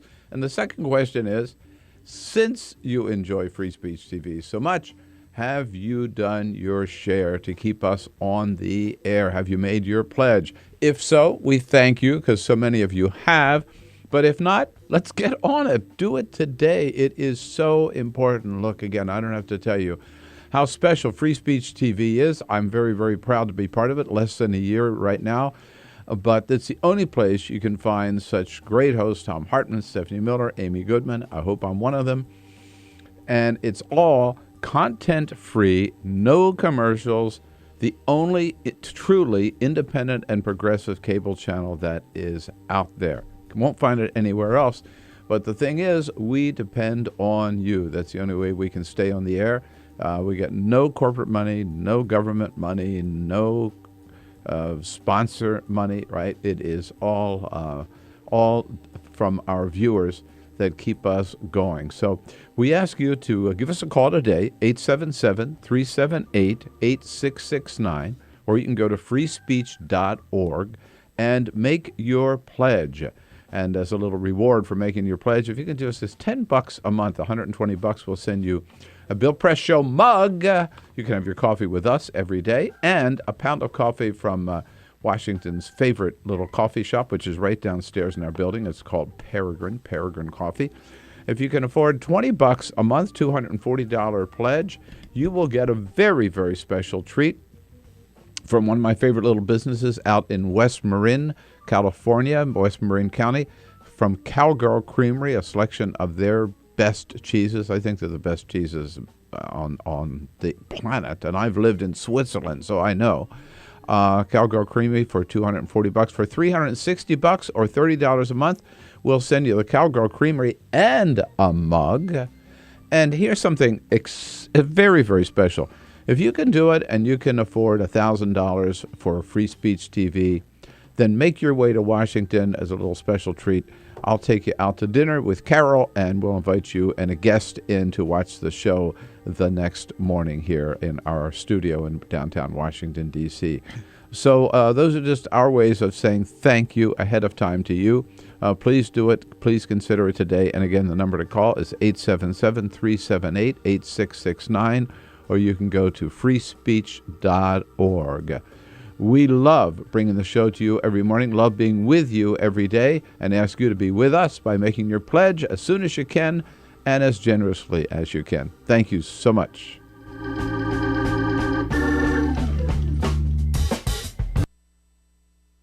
So, I'm kind of new here, but I've noticed a trend. My human does this funny thing where she goes around and gets all my toys, and then she hides them in that basket by the door. But it's always the same basket, and it's always in the same place. And then she acts so surprised when I find them, but, she's putting them in the same basket. Again. It's like, hello, that's where you put it last time. You were the worst at hide and go seek.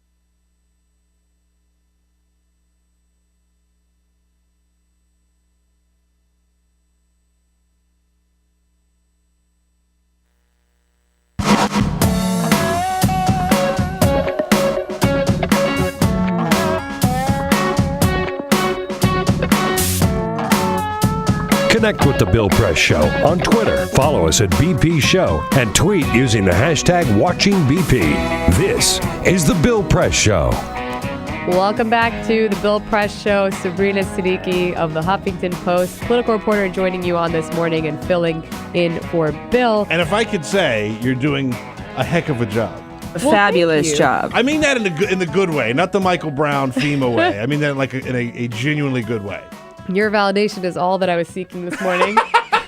I'm sure that's all you need. The real verdict will be what my friend Evan McMorris Santoro of BuzzFeed, who also guest hosted on Wednesday, He did thinks. host on Wednesday. I feel like if I don't have his approval, this has been a lost effort. Yeah. He actually said, he started a little war, right? Carson Letterman style. He was not going to allow you to have any guests that he used on your show when you filled in. It could only be you had to have exclusive guests. Well, if Evan wants to start a war, I'm just going to point out that I was on time this morning. Oh, yes. Oh no! Oh God! I'm kidding. Look, that's fine. That's Evan fine. is a friend of mine. He earned it. He's a friend of the show. But he earned that. If he weren't a friend, I wouldn't have joined him while sick over the phone at 7 in the morning. That was right. President Obama, of course, as we know, has been wrapping up a European trip. Much of the discussion dominated by Russia's annexation of Crimea. He's continued to call for swift action in Ukraine, particularly on the issue of aid. He made a couple of remarks, and here's what he had to say. Today, I want to call on the United States Congress to make sure that the United States does its part with an economic assistance package that helps support the Ukrainian people as they move forward. Now, Congress, as it tends to do, did manage to engage in a bit of partisan bickering over providing economic assistance to Ukraine. Slowed down the process, although it should be noted that the White House was part of it. They wanted to boost the U.S. share at the International Monetary Fund. It's kind of a controversial and convoluted provision that Republicans don't like, and they had already passed in the House $1 billion in loan guarantees. But after almost 2 weeks of delaying the process, after saying we need to act quickly, we need to act right away, they wrapped it up yesterday. Both the Senate and the House overwhelmingly passed up to $1 billion in loan guarantees, roughly $315 million in direct aid, and then of course they imposed some sanctions too against Russian officials. This is all kind of happening pretty quietly at this point, I think. I mean, they just sort of obviously there was the dust up and the conflict, but since then, just sort of happened. There's nothing else that's going to stop this. I mean, it's done. It's a done deal. It's a done deal, and the president would probably sign this today since he's traveling. I don't think he had a chance yesterday, but during this trip, he also had an audience with the Pope. Pope Francis, first time these two have met. Interestingly enough, since we're talking about Hobby Lobby, he heard the Vatican's concerns over healthcare. In particular, he heard the Vatican's concern about the exercise of rights to religious freedom and life and conscientiousness objection in the United States. I pledge to continue to dialogue with the U.S. Conference of Bishops to make sure that we can strike the right balance. That's exactly what me and my bros talk about when we hang. When we get a good hang, we talk about stuff like that. That's what you talk about? Yeah. You seem like someone who spends a great deal of your time talking about the Conference of Bishops and their concerns over religious freedom. It's interesting, though, because this Pope, I think, many have seen as a transitional figure for the Catholic Church, for the Vatican. He's struck a somewhat softer tone on the issue of LGBT rights. He apparently, in secret, as we know, has gone out to meet with the poor. What do you make of the Pope? Look, this Pope is an interesting guy, okay? And he's pretty cool for a Pope. Like, he's still the Pope, which is the head of a pretty ridiculous organization. And when we were watching yesterday before the show of this pomp and circumstance of these, like, 30 or so really old white dudes shuffling the president of the United States down this long hallway at like a quarter of the speed that you would normally walk, right? And everyone's lining up to kiss the ring of the Pope. It's a little crazy to me. I'm not trying to go on, like some anti-religion rant, but like the pomposity of all this stuff and the fact that the president now has to feel like he has to answer to the Pope over the healthcare stuff is silly, I think. Right. I think that the Vatican probably felt, given especially the timely nature of this subject, the need to kind of chime in on the issue simply because they said something. I don't know how much they really pressed the matter. It sounded like a very basic exchange where they talked about the obvious concerns from the church's perspective about contraception, religious freedom, in the context of the healthcare law. And the president said, we'll continue a dialogue. Continuing a dialogue really just is political speak for, whatever. Thank you. Exactly. That's the comma. Like, thank you very much, comma, we're moving on to something else. But like the whole idea of income inequality, right? Like, I think that they do have a lot of common ground. I think the Pope has been phenomenal on that, and he has a loud microphone to speak into on that subject. So the fact that the President of the United States and the Pope, who wields such power, are able to talk about such an important issue, I think is a big deal. And that, to me, is the bigger takeaway than any of the healthcare nonsense. Yes, and I think and the Pope chiming in on Hobby Lobby. Right. The Pope certainly does not know what Hobby Lobby is, no. I would imagine. But, income inequality is actually interesting. You brought that up because some people have talked about how the Pope and the tone that he's setting on that issue, on poverty and how to lift people out of poverty, how does that kind of impact the Republican dialogue or lack thereof in many cases on the issue of poverty, save for Paul Ryan, who's kind of gone on a poverty tour, but then also run into some trouble with his remarks there? It's a real problem for Republicans because Republicans would like you to think that the Pope is on their side, right, on most issues. But the Pope is a full-blooded progressive on the issue of income inequality. And so it puts Republicans in a little bit of a bind. John Boehner invited him to come and speak to Congress. Okay, but what's going to happen when he says that the Republicans' plan to help the poor is total garbage? Yeah, well, Republicans will obviously make the argument that they're trying to lift people out of poverty, but they don't want to give so-called government handouts. We're going to take a break. You can catch up with us shortly. Sabrina, Siddiqui, Bill Press Show. Tune in soon. This is the Bill Press Show.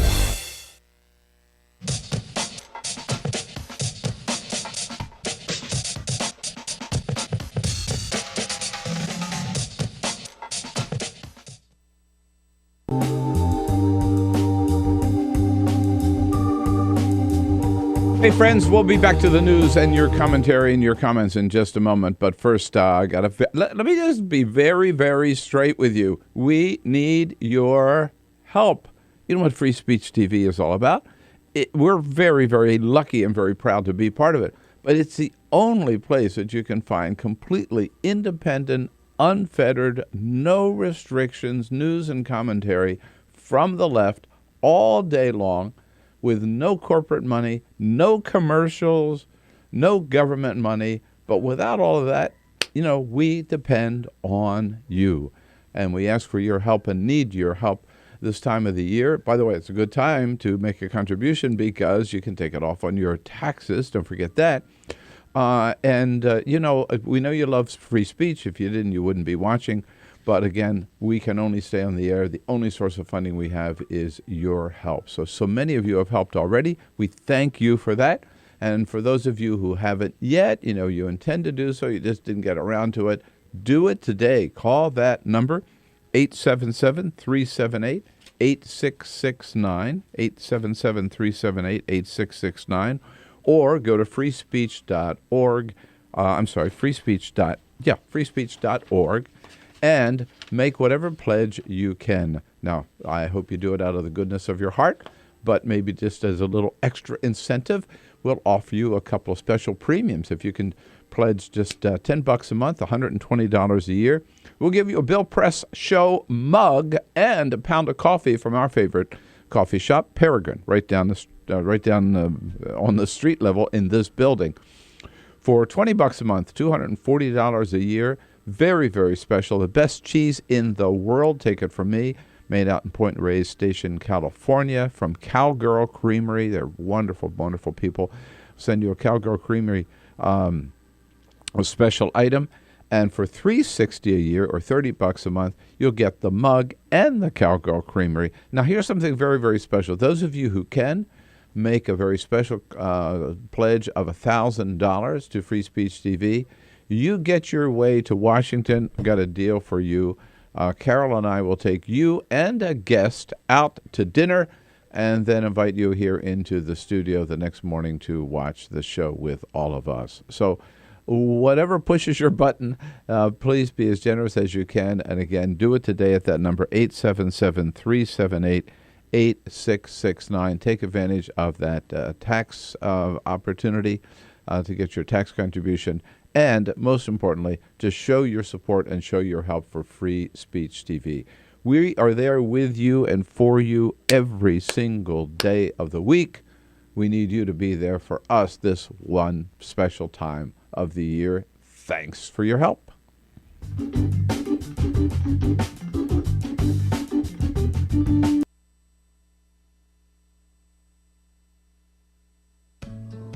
You wouldn't let money just blow out of your house. So when your AC or heater is on, make sure the doors, windows, and fireplace flue are shut tight.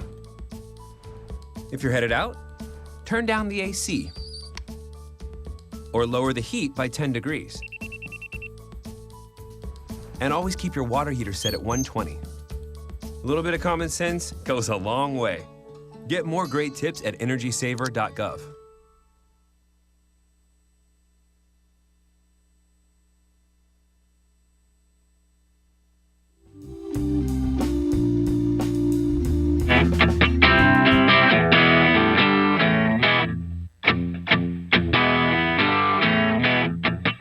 On your radio, on TV, and online. This is the Bill Press Show. Welcome back to Bill Press. I'm Sabrina Siddiqui with the Huffington Post political reporter filling in for Bill this morning, and I have survived up to the halfway You've point. done more than survive. Or I should say the audience has suffered through me for half of the show. I'm just You've done a fine job. Setting expectations low. We are joined by my friend, a great reporter, Pema Levy, Washington correspondent for Newsweek, whom you can follow on Twitter at Pema Levy. Hi, Pema. Hi, thanks for having me. Thanks for coming in. I know it's early, but we appreciate you joining us in studio. And you have been following, of course, the Supreme Court's consideration of Hobby Lobby. They are going to determine now if Hobby Lobby, a for-profit company, has the same religious protections as individuals under the federal law, and if Obamacare's requirement that businesses like Hobby Lobby offer plans that provide coverage for contraceptive benefits are impermissibly burdening those protections. Right. We talked about it earlier. We find this to be problematic not just because of birth control, the central issue here, but because of the idea that a company can say, I have religious protections, therefore I don't have to cover potentially blood transfusions or vaccinations. Yeah, I mean, I think that is a real concern. And if you were at the Supreme Court on Tuesday, within 30 seconds of the beginning of the oral arguments, the liberal justices raised that issue. Justice Sonia Sotomayor and Justice Elena Kagan immediately asked that question. What about vaccinations? What about blood transfusions? Elena Kagan brought up the point that doesn't even have to be about medicine. It can be just the entire federal code of laws. I mean, it could be child labor laws. It could be the minimum wage. It could be sexual harassment laws. And that is an issue. Whether or not at a later date the Supreme Court would actually decide that, a religious employer doesn't have to enforce, sexual harassment laws, I would kind of doubt that would happen, but it does throw the entire U.S. code into doubt if Hobby Lobby wins. It was actually interesting to see, as you mentioned, the liberal justices kind of came out swinging on that issue. It kind of underscored the importance of having women also in the court. What, to you, since you covered these oral arguments, since you were there in person, what did you find particularly striking? Was there any exchange that you think kind of stood out that could indicate how the Supreme Court is considering this case? Yeah, so as is often the case, it looked like there were 4 justices, the liberal justices, that were ready to side with the government and uphold the contraception rule. And then it looks like there were probably 4 conservative justices they're ready to side at least in some way with Hobby Lobby, to at least decide to grant closely held corporations some religious freedom rights under the Religious Freedom Restoration Act, or RFRA. And then there was Justice Kennedy, who sort of didn't really show his hand. He seemed sympathetic to the government, then he seemed sympathetic to the corporations. Certainly the 2 advocates who were arguing the case were sort of playing to Kennedy. And so I think it's likely that it could come down to where he is. And so I think that's sort of the big question. Well, it's interesting. I think Justice Kennedy, as you said, it was really tough to read kind of where he is, the inevitable swing vote. And I did kind of get the sense that he was tough on both sides, to his credit. I mean, he seemed like he was concerned about the implications of an employer kind of imposing its religious beliefs on its employees. At the same time, I think what may be slightly concerning for those who favor this law and this particular access to birth control it provides was he kind of seemed like he does envision, though, a future law that would compel Hobby Lobby to pay for abortions. I think he kind of proposed these hypotheticals where do we go from here? What kind of other sort of mandatory requirements can the government impose on companies? I also think that this idea of taking care of Hobby Lobby, right? These great defenders of business would not be such great defenders if this was a Muslim company. We talked about that earlier. That is, yeah. I don't know that I'm okay necessarily with them sort of acknowledging that this Christian company represents all of America. Well, Pema, do you think, we talk about this idea that Justice Kennedy kind of seemed to imply, in the future, what if companies are required to pay for abortions? First of all, one of the central problems is that the conservative justices are considering certain forms of contraception to be abortion. Right. How problematic is that? I mean, I think we'll have to wait and see. Certainly, that came at the very end of the oral arguments, and that is certainly not where the government and Solicitor General Donald Verrilli wanted the conversation to end. Kennedy said, under your reasoning, could the government mandate that corporations pay for abortions? And Verrilli dodged. He did not want to answer it. He finally had to answer and say, yes, theoretically, such a law could be legal. And Justice Roberts sort of jumped in on that and said, well, isn't that what we're dealing with right now? Because the Hobby Lobby, for example, believes that Plan B is abortion. They believe that using an IUD is abortion. And so Verrilli had to sort of counter that and say, well, respectfully, the medical community does not really agree with that.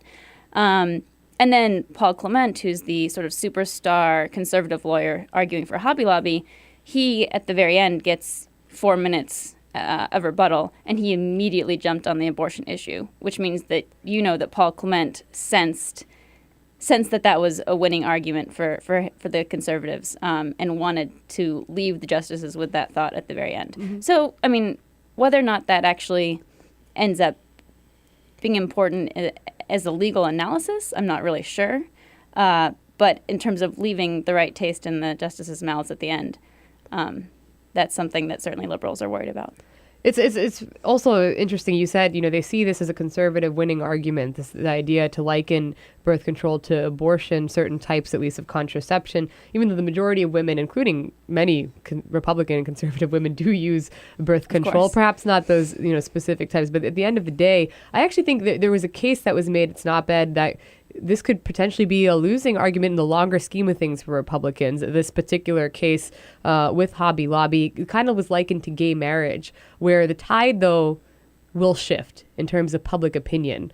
It did on gay marriage. It has been on women's reproductive rights, or at least what role lawmakers should be sort of making in terms of what a woman's reproductive health care should look like. Do you see any truth to that argument, that this could actually hurt conservatives in the long run? I absolutely do.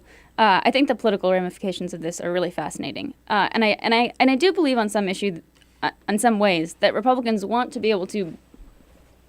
They want to be able to campaign and talk about religious liberty, and they want to attack the Obama administration for trampling on religious liberty. But it's a whole different political situation if they win. One of the things that Republicans were very upset about after the 2012 election was that Democrats had successfully, in many ways, painted them as anti-contraception, partly because of this rule and because of Sandra Fluck and because of this whole this whole thing was already an issue. And Republicans were very upset about that, and they said, we're not anti-contraception, we're anti-abortion, but we're not anti-contraception. And a lot of them are just really genuinely upset that they hadn't been able to rebut that argument.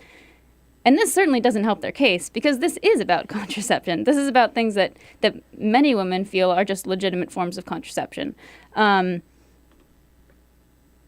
going forward, if the government loses this, they really can say, conservatives want to take away your contraception, and they did, and that's why you need to vote for us. And so I think it's politically, the ramifications could not go well for Republicans. Absolutely. I think that's what kind of struck me about Mike Huckabee's comments, which he claimed were taken out of context. He said Democrats want you to believe that women, as women, you can't control your libido, kind of trying to make the case that Democrats are the ones who are always talking about birth control and reducing women to that issue. But actually, I think Democrats are usually responding to Republicans who are attacking contraception under the Affordable Care Act. They're the ones who seem more fixated on it. But we're going to take a short break, and then we'll be back with Pema Levy from Newsweek, Sabrina Siddiqui, guest hosting the Bill Press Show.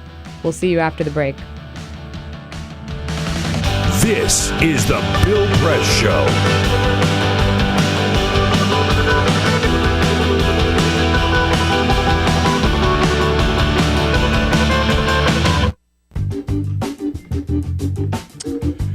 Hey friends, lots to talk about today, lots going on, and we'll get right back to the news of the day and our Bill Press Show this morning in just a second. But first, I want to take a little time out once again to ask for your help for all of us here at Free Speech TV.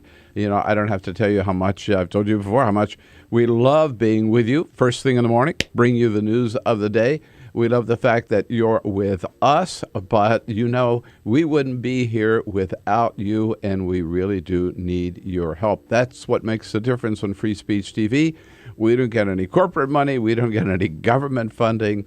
All of our, we don't get any commercial funding. All of our money, all of our revenue for Free Speech TV comes from you, our viewers. I know you appreciate Free Speech TV. Otherwise, you wouldn't be watching. You know that you get here totally unfettered, totally independent, just right, straight news of the day with good progressive commentary all day long from me and from Tom Hartman and Stephanie Miller and Amy Goodman, all of our good friends at Free Speech TV. Well, we wouldn't be here without you. It's just as simple as that. You've been very generous in the past. We're very excited that so many of you already this pledge drive have stepped up to the plate. We thank you for that, and if you haven't already done so, I encourage you to make that big call today to 877-378-8669 and make your pledge. Be as generous as you can to Free Speech TV, just to keep this independent, the one single progressive television network on the air, and that is Free Speech TV. And encourage you to do so. Very, very excited to be able to offer you. If you could just give us $10 pledge $10 a month, that's $120 a year. You get a Bill Press Show mug and a pound of coffee from our favorite coffee shop downstairs here in our building. If you can up that to $20 a month and a pledge of $240, which we thank you, you'll love the cheese from Cowgirl Creamery. It comes from a part of Marin County where we live in California. I think it's the best cheese in the entire world. We'll send you a selection of Cowgirl Creamery. And for $360 or $30 a month, you get the Cowgirl Creamery, Cowgirl cheese selection, and the Bill Press mug. That's $30 a month or $360. And then, very, very special, and some of you have signed up for this already, if you can afford to help Free Speech with $1,000 and make your way to Washington, D.C., here's what. We will take you out to dinner at one of our favorite restaurants in Washington and invite you to come here the next morning in studio with us to see the show. That'll be a great deal of fun. Hope you'll take advantage of that. Again, the number to make your pledge is 877-378-8669. We depend on you. Please be as generous as you can. Thank you.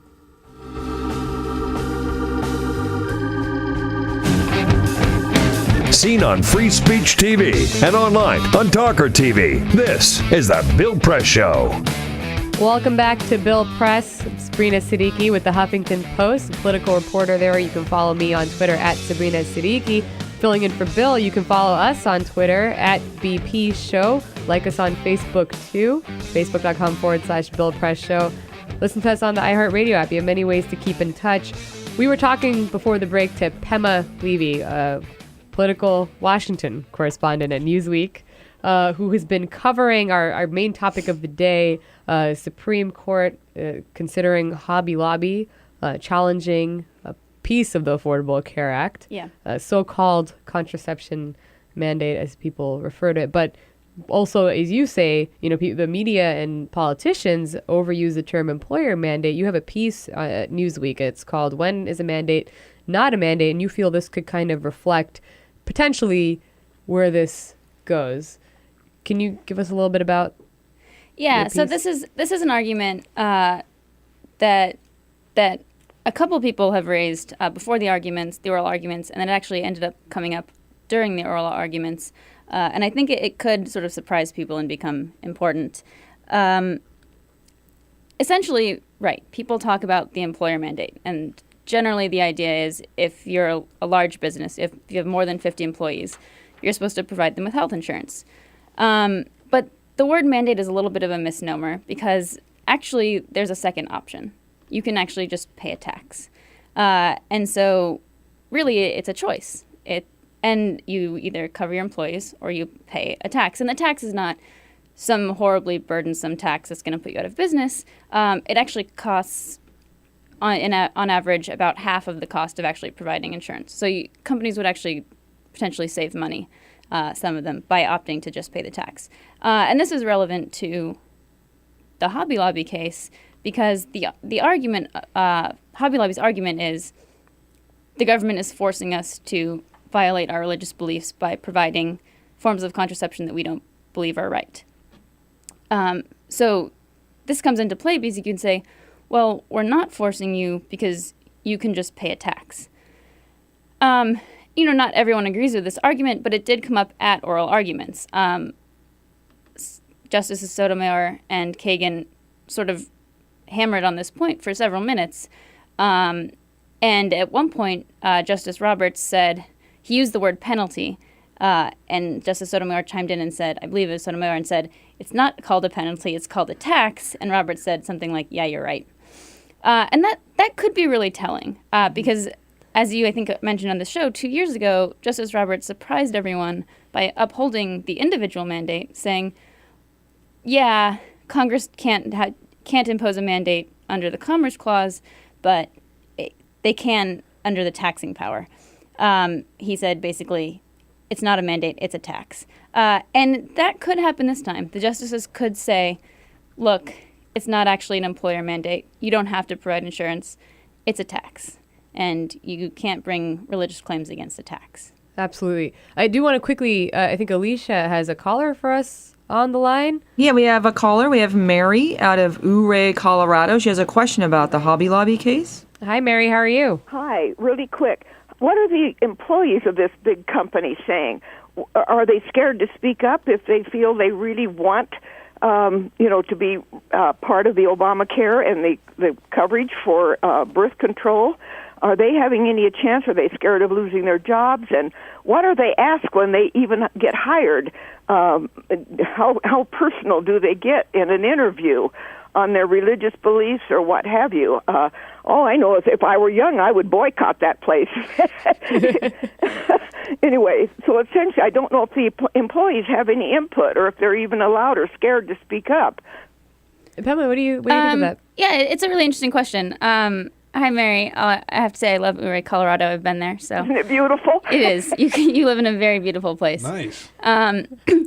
So I haven't heard that much from the actual employees of Hobby Lobby. There's a lawyer, I believe at the Women's Law Center, named Marcia Greenberger, and she has talked to some women at Hobby Lobby who want the full range of contraceptive services, and so she's been telling reporters that there is at least this one Hobby Lobby employee talking about this and speaking out. But I think also to your point, the issue of the employees' rights came up a lot at oral arguments, and it was sort of the main point that the government wanted to impress upon the justices, which was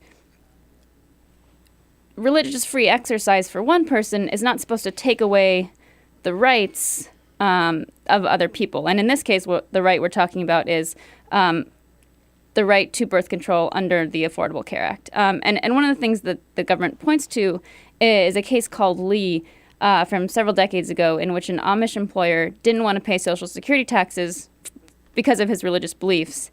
And the Supreme Court said, you can't deprive your employees of the benefits of being part of this, part of Social Security, which is their right under federal law, because of your religious beliefs. And so that is something that the justices are going to consider. It's something that Justice Kennedy did express sympathy toward. He did at one point ask, what about the employees? Are their rights just trumped by the rights of their employers? And that's something that the government talked about again and again.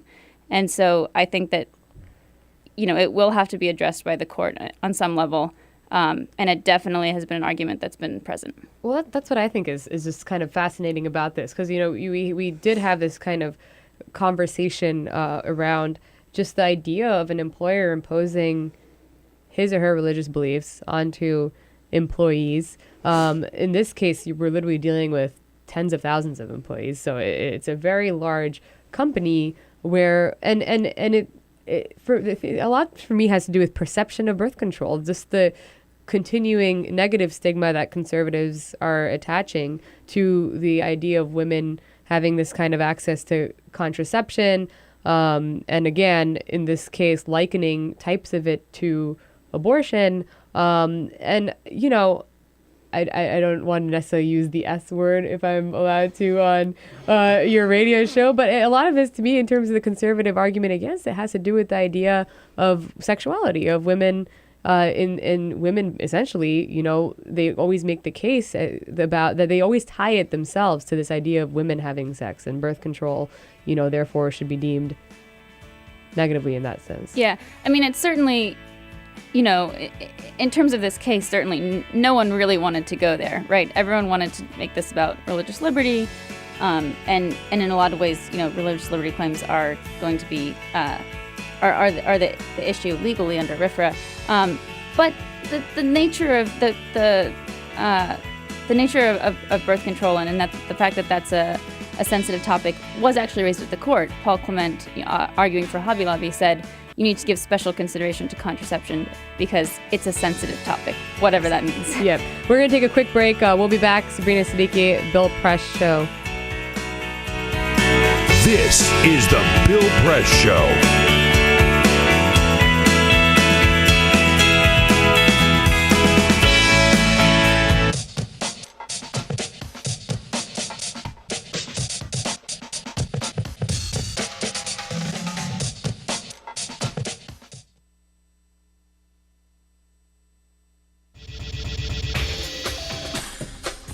Tune into Free Speech TV for Democracy Now!, a national, independent, award-winning news program bringing you people and perspectives rarely seen on corporate media.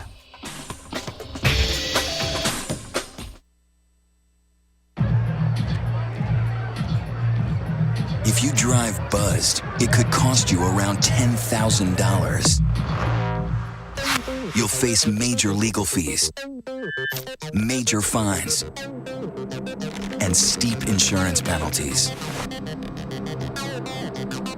You could lose everything. Nothing kills a buzz like getting pulled over for buzz driving, because buzz driving is drunk driving. When some people struggle with their mortgage payments, they become frozen, petrified.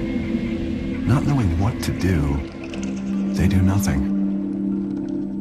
But the people who take action are far more likely to get the most positive outcome. Making home affordable is a free government program. Call now to talk one-on-one with a housing expert about the options that are right for you. Real help, real answers, right now. You wouldn't let money just blow out of your house. So when your AC or heater is on, make sure the doors, windows, and fireplace flue are shut tight. If you're headed out, turn down the AC or lower the heat by 10 degrees. And always keep your water heater set at 120. A little bit of common sense goes a long way. Get more great tips at energysaver.gov. So, I'm kind of new here, but I've noticed a trend. My human does this funny thing where she goes around and gets all my toys, and then she hides them in that basket by the door. But it's always the same basket, and it's always in the same place. And then she acts so surprised when I find them, but, she's putting them in the same basket. Again. It's like, hello, that's where you put it last time. You were the worst at hide and go seek.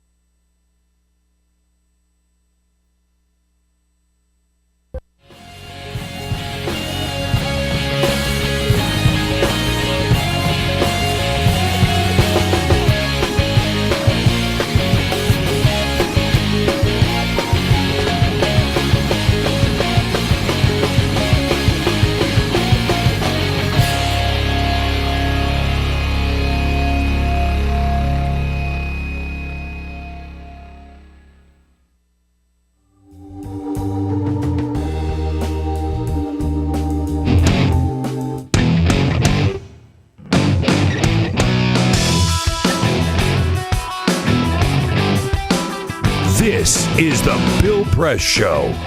Welcome back to Bill Press. Sabrina Siddiqui, political reporter at the Huffington Post, filling in for Bill. We've been talking to Pema Levy at NewsWeek about Hobby Lobby, a Supreme Court case on Obamacare this week. Pema, what basically comes next now in terms of timeline from here on out? Sure. So actually, the tradition is the Friday after the arguments, the justices all get together and they say where they stand. And so that'll happen today. And then they go off and they write their opinions and their dissents. And we're gonna have a decision by the end of June at the very latest. Well, I'm not really a fan of predictions. I know some people think this won't go the administration's way. I still like to say it's too soon to tell. But Pema, it's been great having you on. Thank you so much for joining us this morning. Again, Pema Levy, newsweek.com, Washington correspondent. Follow her on Twitter at Pema Levy. We'll be back after another break. Sabrina Siddiqui with the Bill Press Show. Stay tuned. This is the Bill Press Show.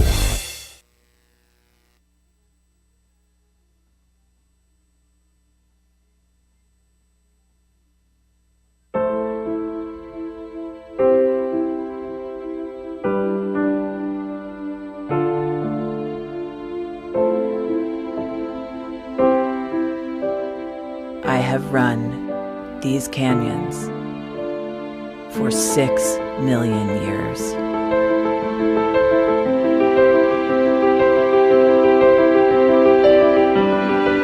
I have traveled from the Rocky Mountains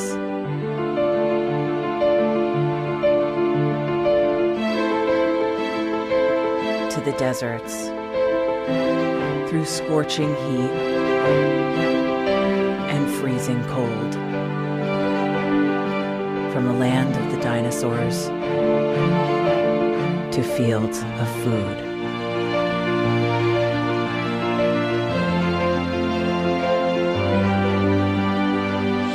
I lend my hand to 7 states, 2 countries, 9 national parks, and 36 million people across an arid West. I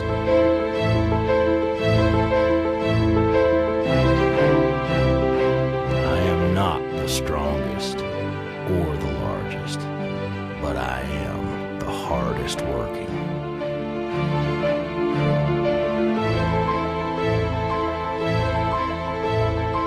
People love me.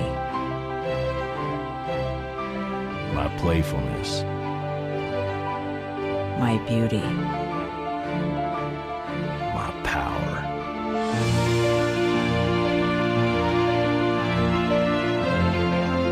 My life.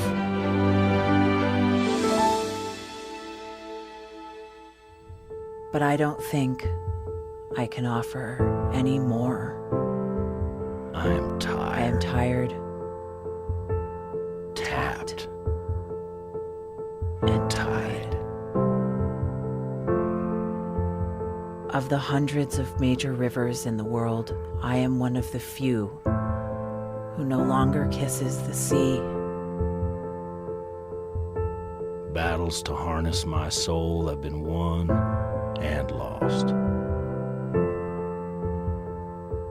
Use me wisely, and I will sustain you. Use me like you have, and I will break. My name is Red. The Grand River Red. The American Nile. The Canyon Maker. I am the Colorado River. And I am the most endangered river in America.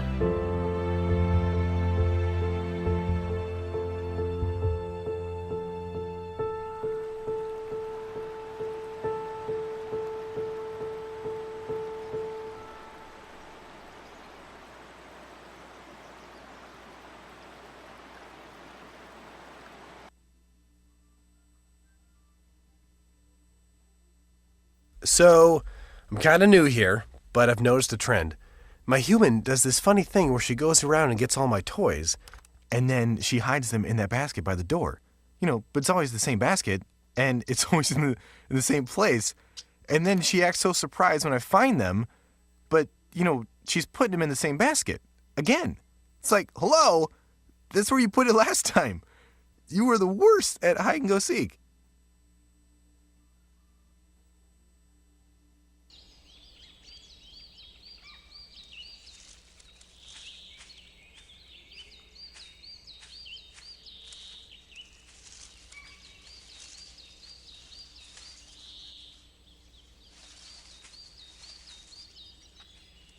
At Earth Justice, we defend the environment in the courtroom. Join our fight. When you take a seat, you take a stand. Earth Justice, because the Earth needs a good lawyer. Columbine. Virginia Tech. Tucson. Aurora. Fort Hood. Oak Creek. Newtown. Newtown. Newtown. Newtown. How many more? How many more? How many more colleges? How many more classrooms? How many more movie theaters? How many more houses of faith? How many more shopping malls? How many more street corners? How many more? How many more? Enough. Enough. Enough. Enough. Demand a plan. Right now. As a mom. As a dad. As a friend. As a husband. As a wife. As an American. As an American. As an American. As a human being. For the children of Sandy Hook. Demand a plan. No more lists of names. It's not too soon. It's too late. Now is the time. Before we all know someone who loved someone on that list. No more lists. No more. Who they might have been. No more. If we had just done something yesterday. It's time. We can do better than this. We can do better than this. It's time. It's time. It's time for our leaders to act. Demand a plan. Right now. Right now. You! Demand it! Enough. Enough. Enough. Enough.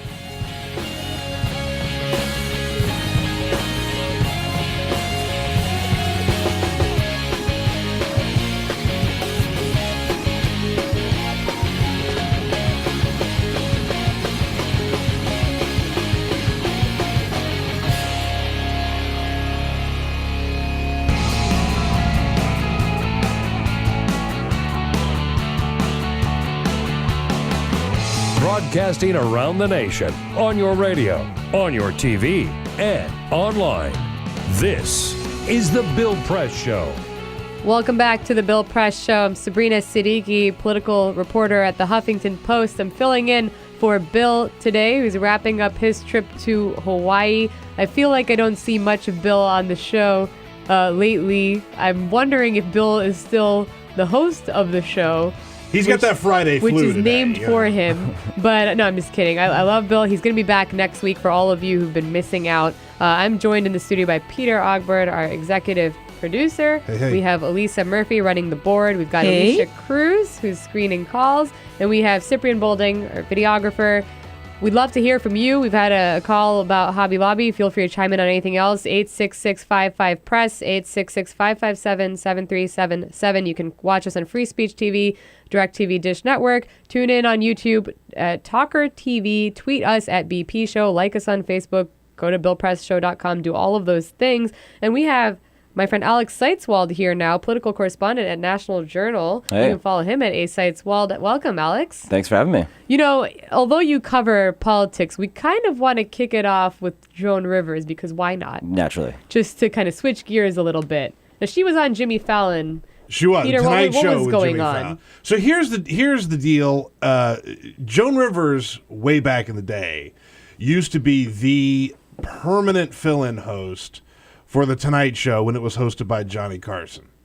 And so he worked that out. He sort of helped make her career, gave her a lot of exposure, got her on doing a lot of TV, doing her act, and said, you are the permanent fill-in host, right? So she struck a deal to get her own late-night talk show on Fox, the Fox channel, way back in the day. So Carson put the ban on Joan Rivers, and she hadn't been on The Tonight Show in like 30 years. Oh, wow. I think we have audio of it, don't we? We have audio of her triumphant return to Jimmy Fallon last night. Well, let's I was banned for, 26 years? Yes, but did you never pitch him any shows or wanted to come back to NBC? Or I pitched constant. They just didn't want what I had to show. I had a great show. I had a toilet train children. I called it Howdy Doody. They didn't want that. I had a Jewish religious show called 700 Club, and that's my final offer. And well, I think NBC dodged a bullet, maybe. I mean, at the end of the day, she hosts a show called Fashion Police on E! News. I don't know how much of a loss it was. I heard she just flew in from LA, and boy, were her arms tired. I just got a pitch the other day to have her come on the show. Really? Yeah, and I said we'd take her. That'd be heard if we're fantastic. gonna do it or not. She's kicking off. You her need to fourth. watch what you wear. No, come on. She's disparaging. Have you heard the well, things we she won't says have her in about studio. people? We won't have her in studio. I'm like terrified if she ever saw I'm me. way Like, too what fragile. would she say? I'm way too fragile for that. Well, you have some other stories, I think, for us. This is the Full Court Press. Just a couple of other stories making news. What a way to go. A man in East Dallas is no longer with us. He passed away. Police found him in his home, but it took them 2 weeks to find him because the man was a hoarder. He fell and his trash fell on top of him. It took them 2 weeks to find the man. So clean up your house, people. That's the moral of the Watch the show story. Hoarders. Watch and learn. Terrifying. I'm talking to you, Ryan Riley. Congressman Mike Rogers announced that he is not seeking re-election this morning. Mike Rogers is leaving Congress. By the way, this is the Michigan Republican, Mike Rogers. He is leaving Congress, and he is going to become a talk radio host. He has joined Cumulus Media. So for all of the other, I think I speak for all the other degenerate talk radio dwellers when I say, welcome, Congressman. Well, we welcome him with open arms. You going to miss him? Probably get a lot more done on the radio than in Congress. Yeah. Yeah. And boy, are your arms tired. The new Captain America movie is coming out soon, so Movie Clips Trailers, a website, took a look at how much it would cost to create Captain America. And the number is $54.9 million. When you add up all of the chemicals and drugs that it used to create Captain America, plus his vibranium shield, which would be very expensive because it's made of vibranium. It's going to be very expensive. It's going to almost $55 million to have a real life Captain America. Is that Chris Evans, the actor That's who plays Chris him? Evans, I heard that's he's right. quitting acting. Is this true? Yeah, that's what he said. It seems like a pretty fair price for a super soldier. I mean, when you look at how much money we waste in the military, and let's face it, there's a lot of money wasted in the military. $55 million to get a super soldier who could lead the Avengers? Yeah, man. Yeah. I'm I'd on go board. for it. Now, if you think that we were talking earlier about Chris Christie, and it seems like presidential elections start earlier every 4 years, or that's what a lot of people think. You are not making it up. At least that's what Alex has to say, except maybe you want to play devil's advocate for the media here, because you have a piece up where you say they do in fact begin earlier, but don't blame the media. Why is that? Yeah, I feel like I should have had a disclosure here, like the author is a member of the media, but maybe that was like self-evident. So everyone knows this, right? Everyone thinks this. It's like Christmas. You think it comes earlier every year. And I wanted to actually test this. So I went back and looked at, how much early polling there was done in previous years and how much early media coverage there was.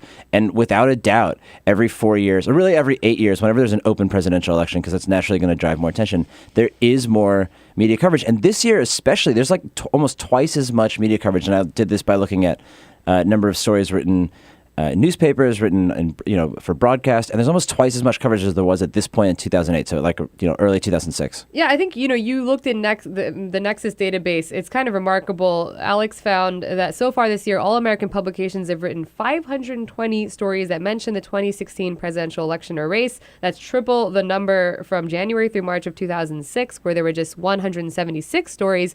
Now, you say that it's because the candidates themselves, though, are making moves earlier.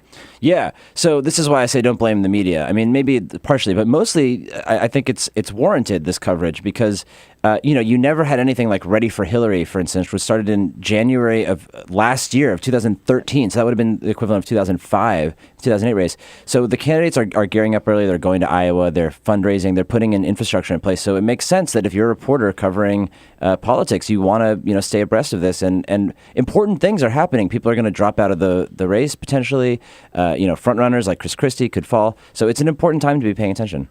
Well, it's interesting, you said that because actually it just so happens that the Republican Jewish Coalition's annual spring meeting is coming up in Las Vegas, and you have all the big names flocking to this, presumably seeking money from Sheldon Adelson, GOP mega donor, happens to be at his casino resort and hotel. Chris Christie will be there. Scott Walker will be there. Jeb Bush will be there. I mean, that kind of gets to your point. I'm assuming, and you probably know more about this, that they are there with the intention of picking up potentially a huge donor in 2016. Well, of course, they won't say that. And they won't even say that they're running, with the exception of a couple of them. They won't even say that they're considering running.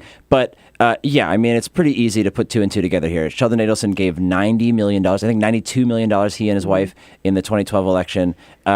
And he gave, he cut like... What an investment, by the way. Yeah, really paid off. Grief. Yeah, you can tell he's a good businessman because of that investment. And that includes like a $10 million check to the super PAC for Mitt Romney and I think 10 or 15 million to Newt Gingrich. So this is serious money on the line. And if you're thinking about running in 2016, you obviously want to get this guy in your corner. So they're all going out there to kiss the ring and try to, He pretty much single-handedly bankrolled Newt Gingrich's campaign. Newt! I know, Newt. Mitt Romney, I get. And then toward the end, in the last 4 months leading up to the November 2012 election, he gave about $15 million, I think, to Mitt Romney's campaign in some shape or form. A super PAC would have been the way. I mean, you brought up that point. They're going and they're flocking to Las Vegas. His track record, in particular, clearly was pretty dismal in 2012. I mean, how much value would they get then out of his contribution if outside spending clearly doesn't have the effect that they believe it does? Well, it's not that it doesn't have the effect. It's that when it's done stupidly, it doesn't have the effect. I mean, $10 million is a lot of money. That even in a race where Craig Smith, who's a former Clinton aide who now works for Hillary, he predicted the other day that this race is going to cost $1.7 billion for each candidate. So $10 million out of $1.7 billion isn't a ton, but it's still a lot of money. It's really important. And I love this. Sheldon Adelson this year, his political person gave an interview to the Washington Post where she said, this year we're actually going to scrutinize the candidates and make sure they actually have a chance of winning before we decide who we're going to give to. No, man. Let's not do that. Why start now? I'm not sure I'm buying it, given just the crowded GOP field already, once again. People keep saying Chris Christie's still the electable candidate, and yet conservatives don't seem sold. Just talking about this made me remember a very painful memory of the election cycle where everybody got a turn at the top in the Republican primary. I mean, Michelle Bachmann was leading. Herman Cain was leading at one point. Herman Cain was leading at one point. Everybody, Rick Santorum had a shot. Everybody got their shot.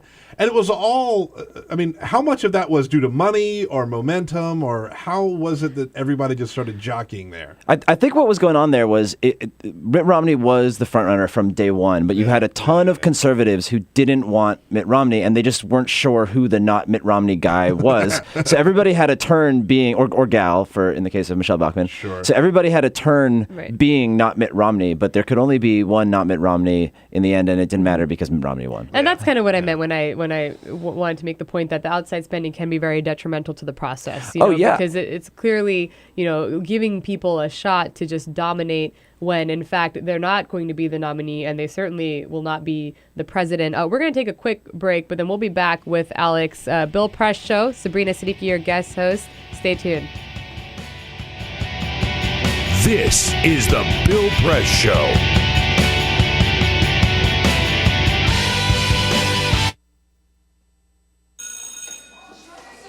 Don't look at me. Your hair's a bit frizzy today. Oh, you should pick that up. Oh, you're such a dork, loser. Here, let me help you with that. Oops. Every day, kids witness bullying. Oh, look. Your crush is looking at you. Poor you. They want to help, but don't know how. See, no one here's gonna help you, because no one Teach your likes you. kids how to be more than a bystander. Visit stopbullying.gov. If you drive buzzed, it could cost you around $10,000.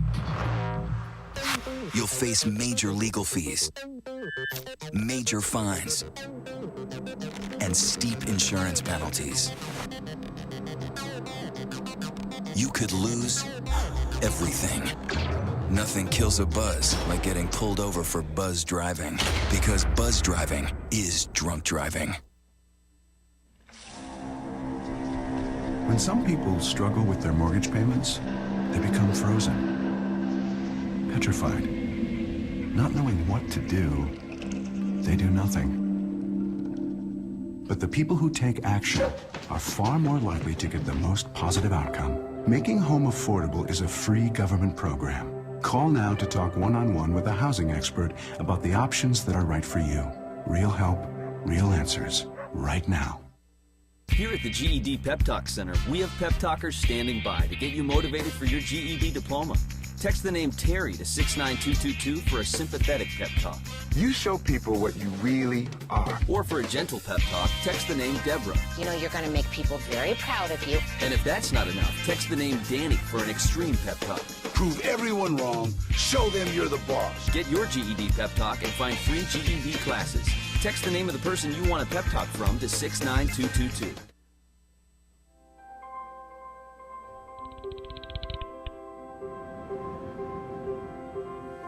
Did you see the world differently?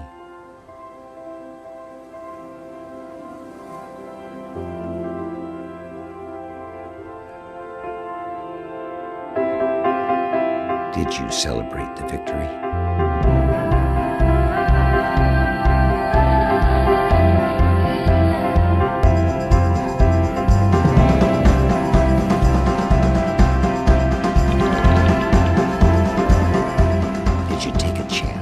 So today, I state clearly and with conviction America's commitment to seek the peace and security of a world without nuclear weapons. Did you stand up against our greatest threat?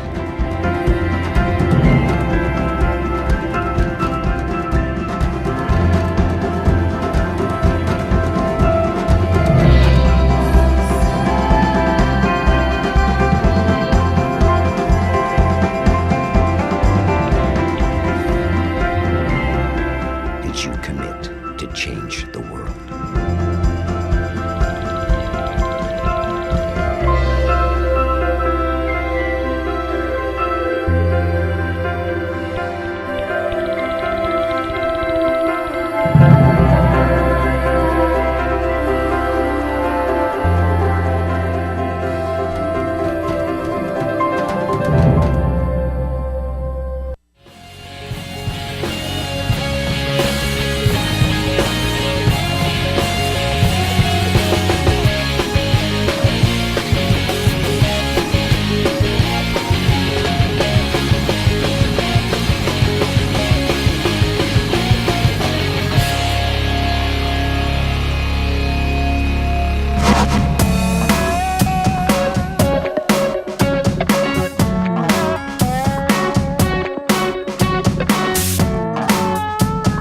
Connect with The Bill Press Show on Twitter. Follow us at BP Show and tweet using the hashtag WatchingBP. This is The Bill Press Show.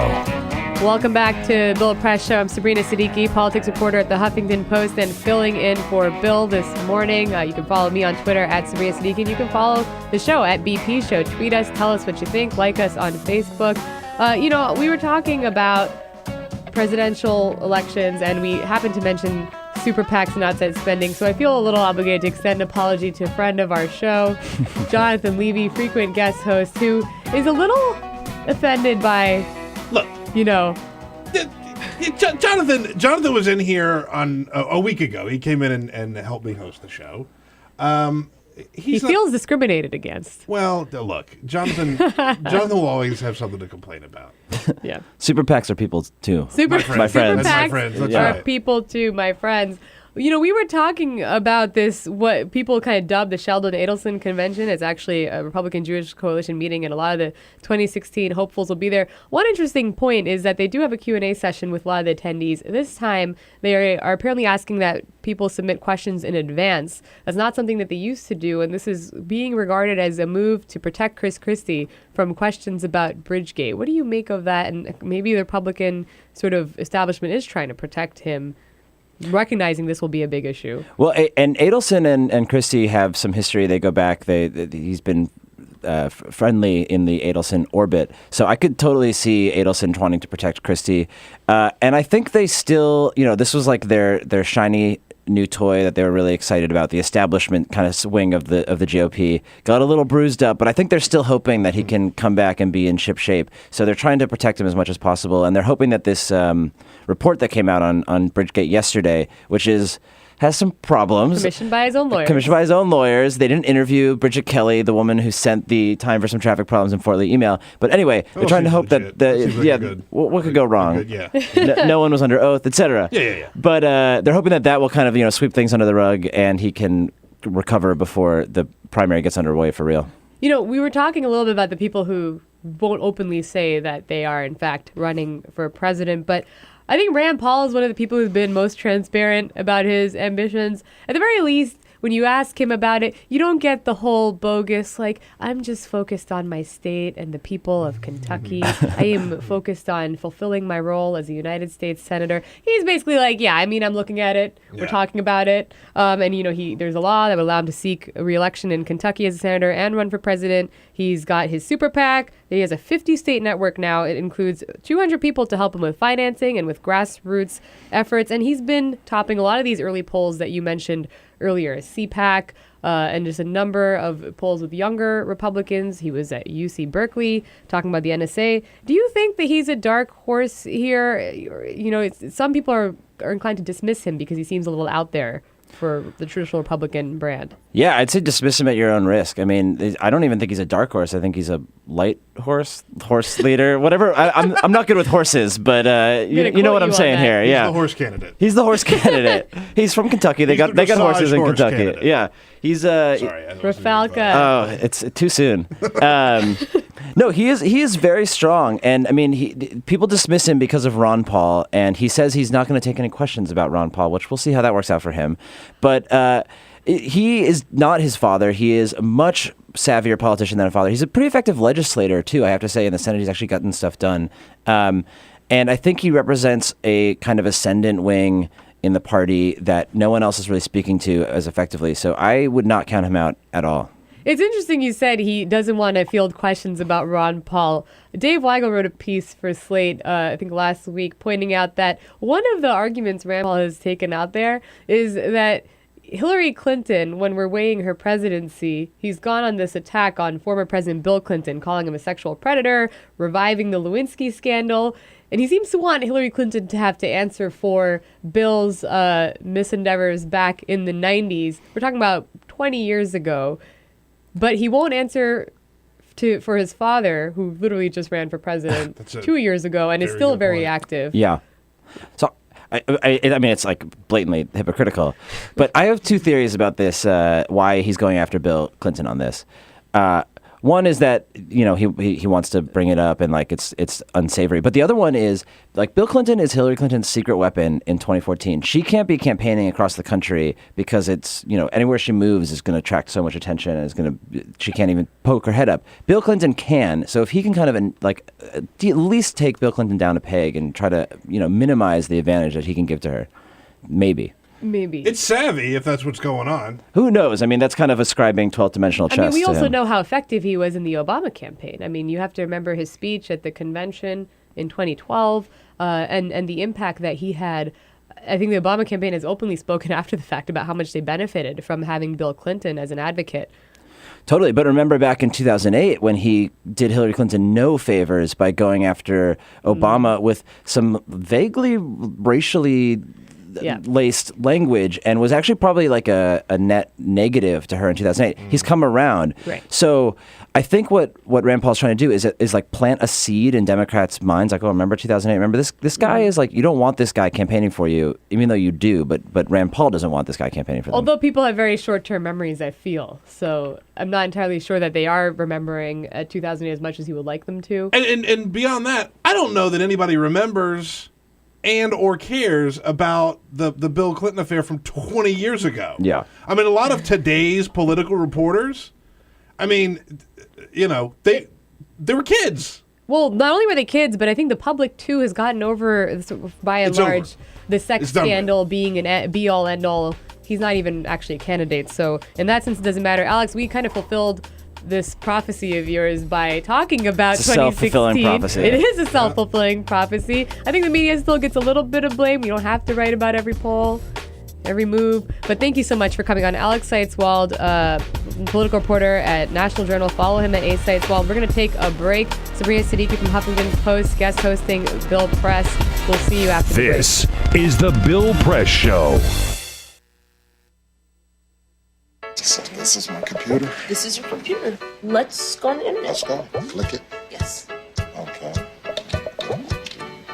I cursor in between the R and the E. When I say dot, I want you to just push the period. She's gonna love me all over again. That's it. Jamaica, here you go. Here we go. Good job. Thank you. Thank you. And I did it by myself. Feel smarter. So, I'm kind of new here, but I've noticed a trend. My human does this funny thing where she goes around and gets all my toys, and then she hides them in that basket by the door. You know, but it's always the same basket, and it's always in the same place. And then she acts so surprised when I find them, but, you know, she's putting them in the same basket. Again. It's like, hello? That's where you put it last time. You were the worst at hide and go seek.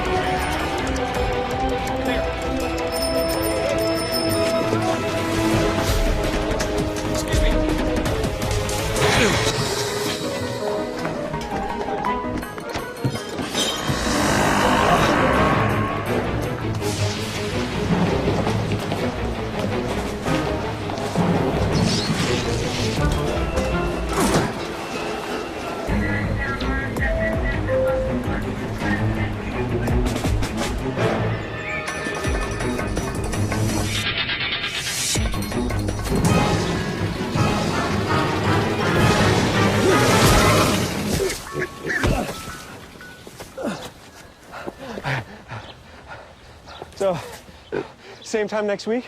Well, of course. Put away a few bucks, feel like $1 million. For free tips to help you save, go to Feed the Pig.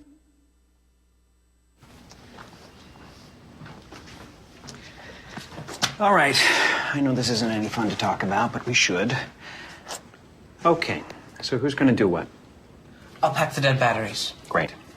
I'll only put what I don't need into a duffel bag. Perfect. That's totally unhelpful. No problem.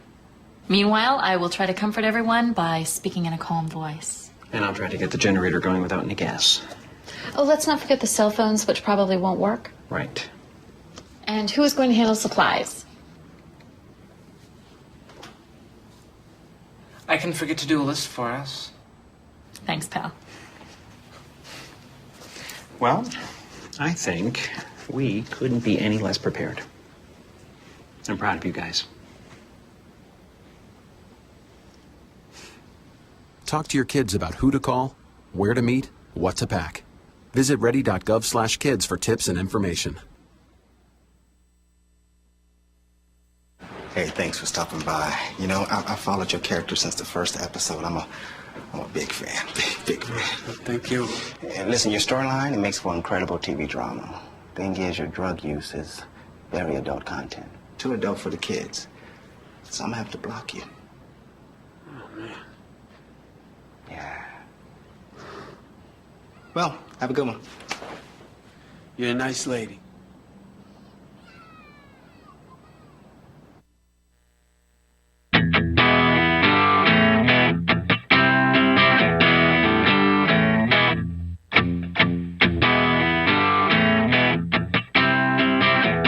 Connect with The Bill Press Show on Twitter. Follow us at BP Show and tweet using the hashtag WatchingBP. This is The Bill Press Show.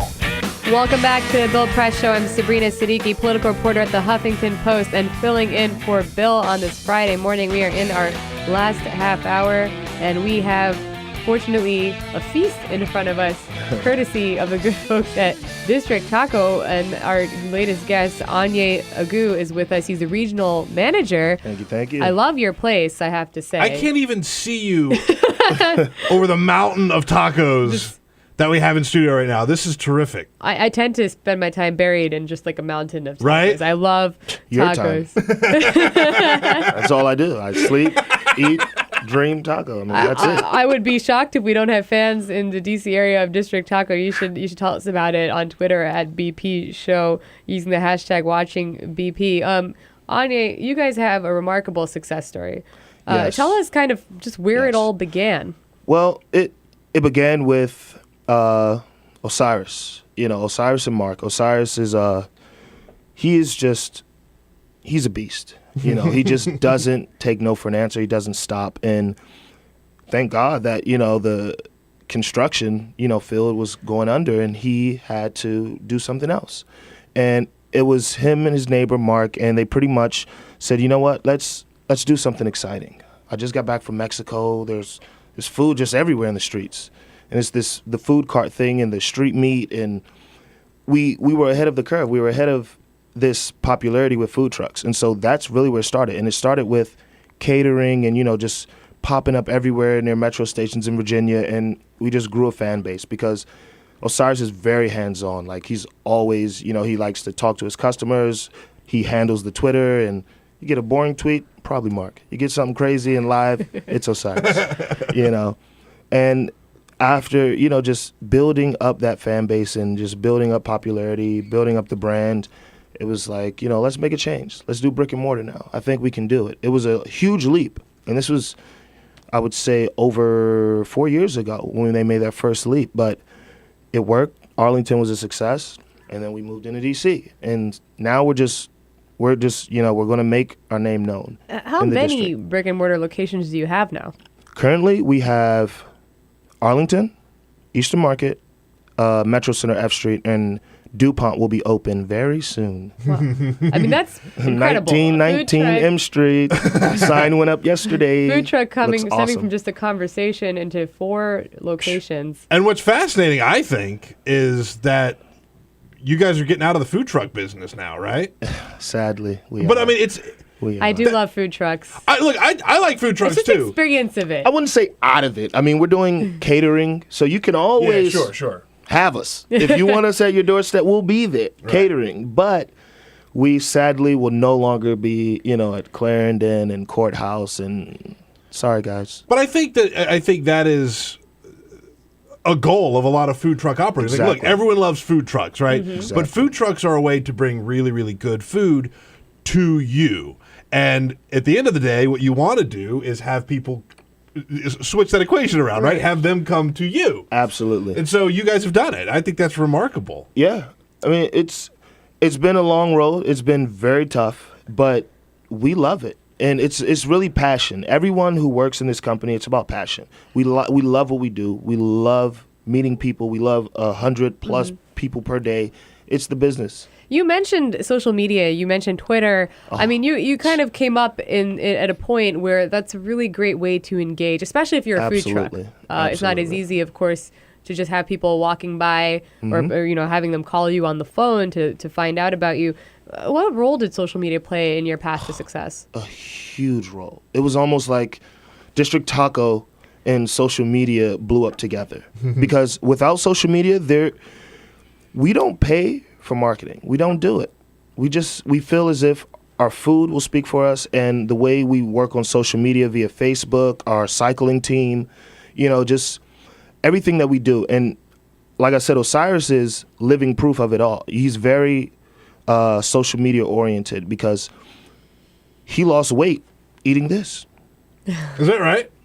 Wow. Eating tacos? And, it's powerful. I like this diet. I love it too. And so he's always tracking what he's eating and telling people like, I ate basics District today, taco. and then I'm eating a salad for lunch, and then I'm gonna have fish tacos for dinner. My favorite thing about District Taco is that you guys do breakfast tacos all day long. All day. Which forget about it. All day breakfast is the key to success. Yeah. I get really upset when I show up places at like 11. Not to say that that's early because I know you guys have a day-to-day 2 or 3 a.m. We're start. up way but earlier I just than think most that people. like I like to still eat eggs at like 10 or 11. Oh yeah. People will tell you like, sorry, we stopped serving breakfast at like 9 or 10. I understand because it's That being said, we commute thing. also because we get up so early, we start drinking beer at like 8 a.m. So it's that's okay. If your too. day starts at 4, that's right. 8's 12. You know what I'm talking Happy about. hour at 9. Absolutely. What do you think sets apart District Taco? It's not like you don't have competitors in Chipotle and established sort of chain locations. What sets us Can I apart? eat some tacos, by the way? Can I try one of the tacos? Please. You don't have to ask my permission. I want to see what kind of. I'm going to have a carne asada taco. I'm starving. Carne asada. You want one? What sets us apart is just the fact that we're very personable. We love what we do, and it seems like a lot of people they started out loving it, and then it just kind of got watered down, and we don't want to lose that. We don't want to lose our passion, and Chipotle, you kind of come in there and they're rushing you the entire time. Well, we cater to you. We explain our menu to you, and you order, and then you go relax. You get your salsa at the salsa bar, you sit down, and we bring you the food. You relax. There is no, I want this, and our business model is very different. We're very nice, and we're patient, and we just love tacos. I will say I do love the fact that you have the salsa bar because you order what you want, and then you guys cook it. The stress is all on us. Exactly, and then I just get to hang on the stress is all on us. You have these beautiful salsas and veggies and cilantro and limes all cut up right there, so I can get my setup there. I'm like a junkie with my works. Like I go in, I get which one I want. You're a fanboy. You're like a full-blown District Taco groupie. Dangerous move by District Taco putting the taco shop like right downstairs. Oh yeah, because I'm in there a lot. Thank you. Breakfast tacos? Are you kidding me? Come on. All day. You can't get wrong. And I keep saying I know. It's all day. And I did not know you could lose weight with breakfast tacos. I've been having kale shakes for breakfast every morning and salad for lunch every day, and I'm going to rethink all of Hey, this. look at this. You got to fuel the body. You got to fuel it. Okay? He brought us like 2 dozen tacos. Guy looks like a professional athlete. Like I'll eat whatever you're eating. I eat this stuff. This is what I eat. District Taco. That's what we eat. How many, I mean, I know it's hard to pinpoint a number, but just roughly, do you have any idea of how many people visit your locations on any given day? Any given day, I would say, during our lunch rush, we can get easily 500. I mean, in the span of 3 hours. It's ridiculous. Let me ask you a question on back to the food truck stuff for a second, because no matter what city you're in, right? Like most cities these days have some food truck presence, and there always seems to be a battle brewing between the brick and mortars and the food trucks. Absolutely. And so, District Taco clearly we're on both sides. You're on both sides. So, as a brick and mortar that came from food trucks, what's your take on the quote unquote infringement of food trucks onto brick and mortar restaurants? Personally, I started on a food truck. Before I got involved in District Taco, I was a prep chef on a food truck. And I love food. I love being around that. So for District Taco, it's pretty much we love our fan base. Our fan base loves us. So if your product is good, I don't feel as if a food truck can deter your business. And a lot of brick and mortars want to blame food trucks for that. But it's really just up your product, man. Up your product. And be the nice. people will come. Be nice and be personal. Absolutely. Be personable. Just love what you do. Show the passion. Look at that. Look at that. Yeah, I saw what you did. You took a bite and you said, good, "Oh man, So good. I saw it." Peter is in absolute heaven right now. Really good. Yep. Will be eating my taco at some point, maybe in the break, because if you guys don't want to see that. Anya Agu, thank you so much for Thank joining you guys. us. It's been a Regional pleasure. Manager at Good District stuff. It's been a Taco. pleasure. And thank you for these tacos. You can follow them on Twitter at District Taco and check them out online, districttaco.com. Sabrina, Siddiqui with the Huffington Post filling in for Bill Press. We'll see you after the break. This is the Bill Press Show.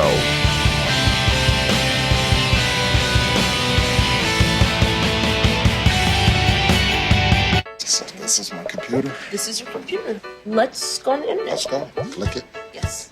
Okay. I cursor in between the R and the E. Pressing done. I want you to just push the period. She's gonna love me all over again. That's it. Jamaica, here you come. Here we go. Good job. Thank you. Thank you. And I did it by myself. Feel smarter. So, I'm kind of new here, but I've noticed a trend. My human does this funny thing where she goes around and gets all my toys, and then she hides them in that basket by the door. But it's always the same basket, and it's always in the same place. And then she acts so surprised when I find them, but, she's putting them in the same basket. Again. It's like, hello, that's where you put it last time. You were the worst at hide and go seek.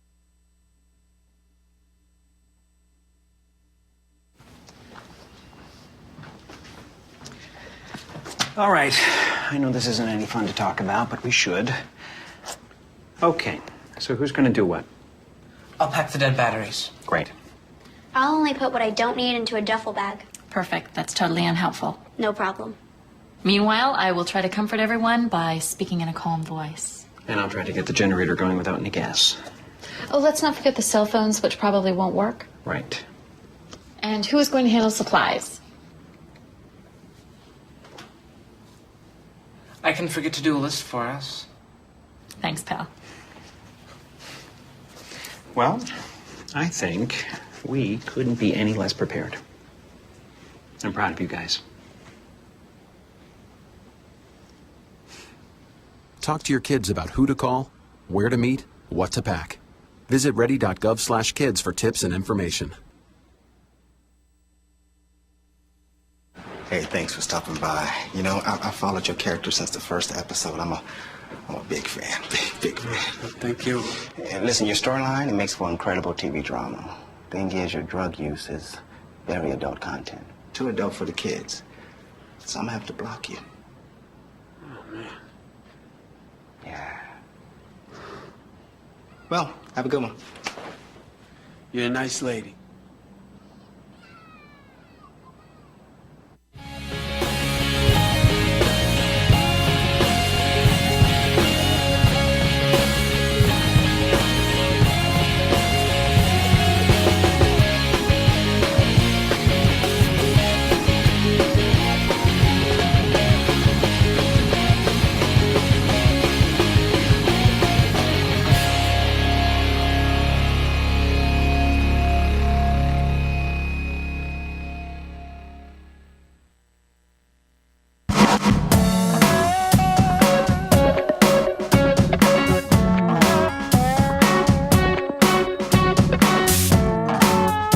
Connect with The Bill Press Show on Twitter. Follow us at BP Show and tweet using the hashtag WatchingBP.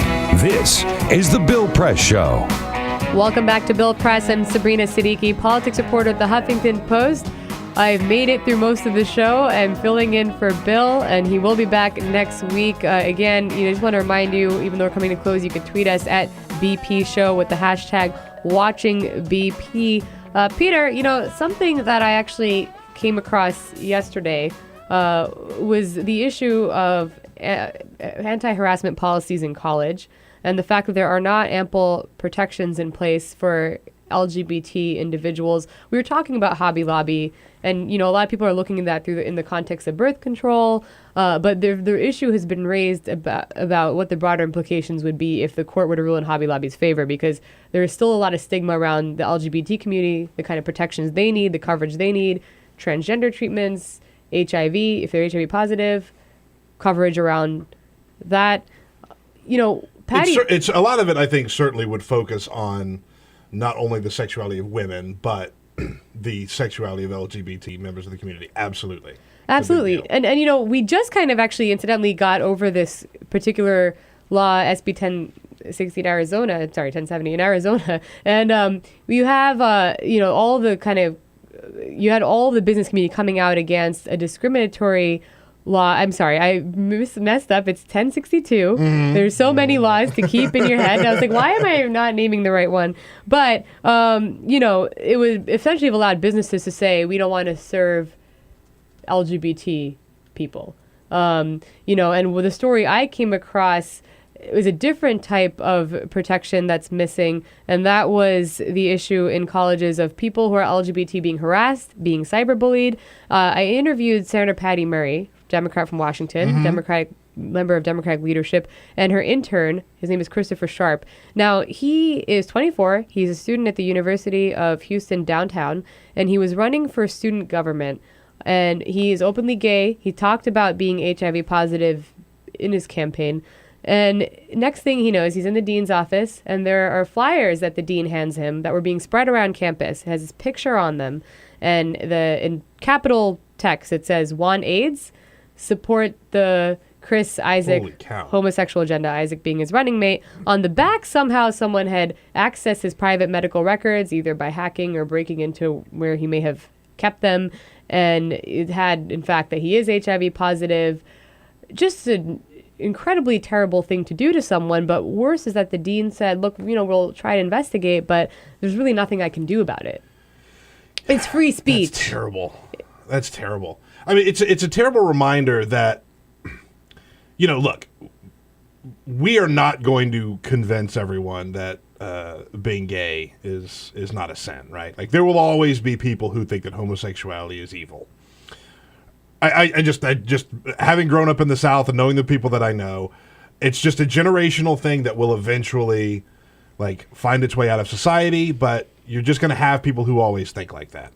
That being said, I think it's the duty of administrators and people in higher positions to not facilitate that kind of hate. There are still members of the KKK. Right. We just don't hear about them quite as much because people have said, you guys are crazy. I mean, the university said at the time that it was appalled. This happened last year. He's interning now, Patty Murray's office. But the idea was that they didn't seem to have a policy. It was like a hypothetical scenario that suddenly came true. And you have this young college student who's being stigmatized, he's being harassed. He said it affected his ability to stay in school. He felt like he felt like he wasn't safe there. What if someone tried to attack him and his LGBT friends felt the same? I think people still have not come to terms with how to build protections for that community in particular. Every student that goes to college should feel safe on their campus and feel safe in the company of their fellow students, their student body, their peers, right? No matter what. And if you're going to be running for office and someone gets a hold of sensitive personal information and then starts distributing it, you've got a real problem on your hands if you're the university. A real problem. Absolutely. I mean, Patty Murray, this is part of why she's reviving the Tyler Clementi Higher Education Act. Tyler Clementi was the Rutgers University student who committed suicide. You'll remember that he was taped by his roommate during a sexual encounter with another man that was live streamed on the internet. He was also outed that way, an absolutely horrific episode, and it ended in the tragic loss of his life. Senator Frank Lautenberg, the late Senator Frank Lautenberg, a Democrat of New Jersey, had actually introduced it given the Rutgers connection. It did not come up for a vote prior to his passing, but Patty Murray is reviving it now. I think in the Senate it would stand better chances given they have been more, they did pass ENDA, although that's a little bit different, but the Employer Non-Discrimination Act to provide LGBT protections in the workplace. Maybe they'll consider in college how to amend the situation. This story, I think, is a really sick reminder that, look, right now, there's probably never been a better time to be a LGBT member of society than right now. Yeah. That being said, there is still a lot of work to be done. A lot of work to be done.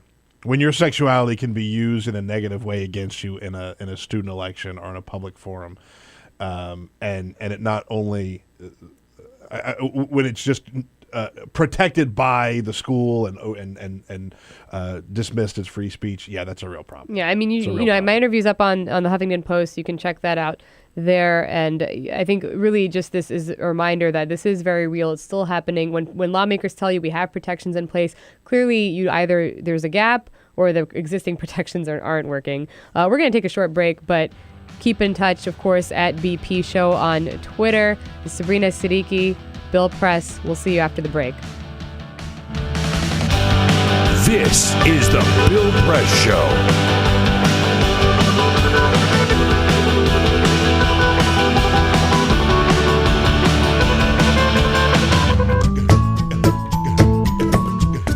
Hey friends, do you realize that heart disease kills more Americans every year than all forms of cancer combined? So when you donate to the American Heart Association, you're contributing to life-saving research with every dollar. You can make your donation today through the Pop Money personal payment service. All you do is download the app or go online to popmoney.com. Sign up to send your donation to jessica.gramillion@heart.org. Jessica.gramillion@heart.org. Here's the best part. The 95-cent fee is assessed to you, the sender, regardless of how much money you contribute. That means that 100% of your donation goes to support the ongoing research to help save lives across America. No fees are paid by the American Heart Association, getting more bang for your buck. And of course, terms and conditions apply.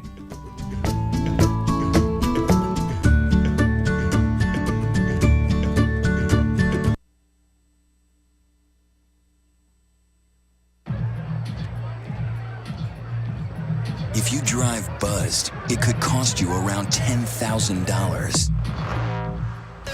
You'll face major legal fees, major fines, and steep insurance penalties. You could lose everything. Nothing kills a buzz like getting pulled over for buzz driving, because buzz driving is drunk driving. When some people struggle with their mortgage payments, they become frozen, petrified. Not knowing what to do, they do nothing. But the people who take action are far more likely to get the most positive outcome. Making home affordable is a free government program. Call now to talk one-on-one with a housing expert about the options that are right for you. Real help, real answers, right now. You wouldn't let money just blow out of your house. So when your AC or heater is on, make sure the doors, windows, and fireplace flue are shut tight. If you're headed out, turn down the AC or lower the heat by 10 degrees. And always keep your water heater set at 120. A little bit of common sense goes a long way. Get more great tips at energysaver.gov. So, I'm kind of new here, but I've noticed a trend. My human does this funny thing where she goes around and gets all my toys, and then she hides them in that basket by the door. But it's always the same basket, and it's always in the same place. And then she acts so surprised when I find them, but, she's putting them in the same basket. Again. It's like, hello? That's where you put it last time. You were the worst at hide and go seek.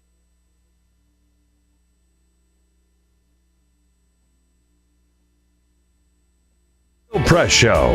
Welcome back to the Bill Press Show. Sabrina Siddiqui, political reporter at the Huffington Post. I've had an absolute joy filling in. That's my round Bill of applause today. Good job. America, we've made it. Nice job. Survived the show, and very happy to have been here. Thank you. You did more than survive it. Sister, you're more than a survivor. I'm a survivor.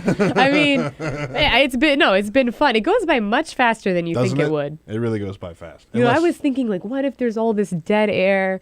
It was actually the opposite. Right. I better hurry up because That's we got to right. go to another break. We have another guest coming. I know. Out of time. It really does go fast. Ooh, that's good. What are you? How was your taco? Now, see, this is what you were dreading. Now we've run out of stuff to talk about. No, we have not had stuff to talk about. Shout out. It's just that I saw him like wolfing down the taco. I didn't wolf down a taco. I mean, I had one of the carne asada taco, which was delicious. Shout out to District Taco. Yes. Who brought us a bunch of tacos today. No, it was really good. It was a really, really good taco. And they've left us with like 15 more tacos laying around. So, yeah. I mean, we're probably going to sit around and eat all of them today. What are you doing this weekend? Anything? I am probably going to sleep. Yeah, you're not used to this morning show schedule, right? But I have It's hateful. I have a great amount of respect for all of you. It's not fun. I have a 5-year-old, she's almost 6-year-old birthday party. My niece, so to speak. Those are always the most fun. Yeah. The dirty little secret about kids, I have two kids, 9 and 6. Yeah. The dirty secret about kids' birthday parties is all of the adults are drunk. Like, the adults get drunk at the kids' parties. Oh, my. Yeah. I am not entirely sure it's going to be happening at this particular party. But it has been, again. Maybe that's just me. Maybe that's just you. Yeah, not everybody has you just a boot revealed flask. something about yourself. I'm wondering if we should be a little concerned. I'm going to have to talk to Bill when he's back. Thanks again, everyone, for having me on here. It's been a lot of fun. Stay tuned. Bill Press Show, BillPress.com, This @BP Show. is the Bill Have a great Press weekend. Show.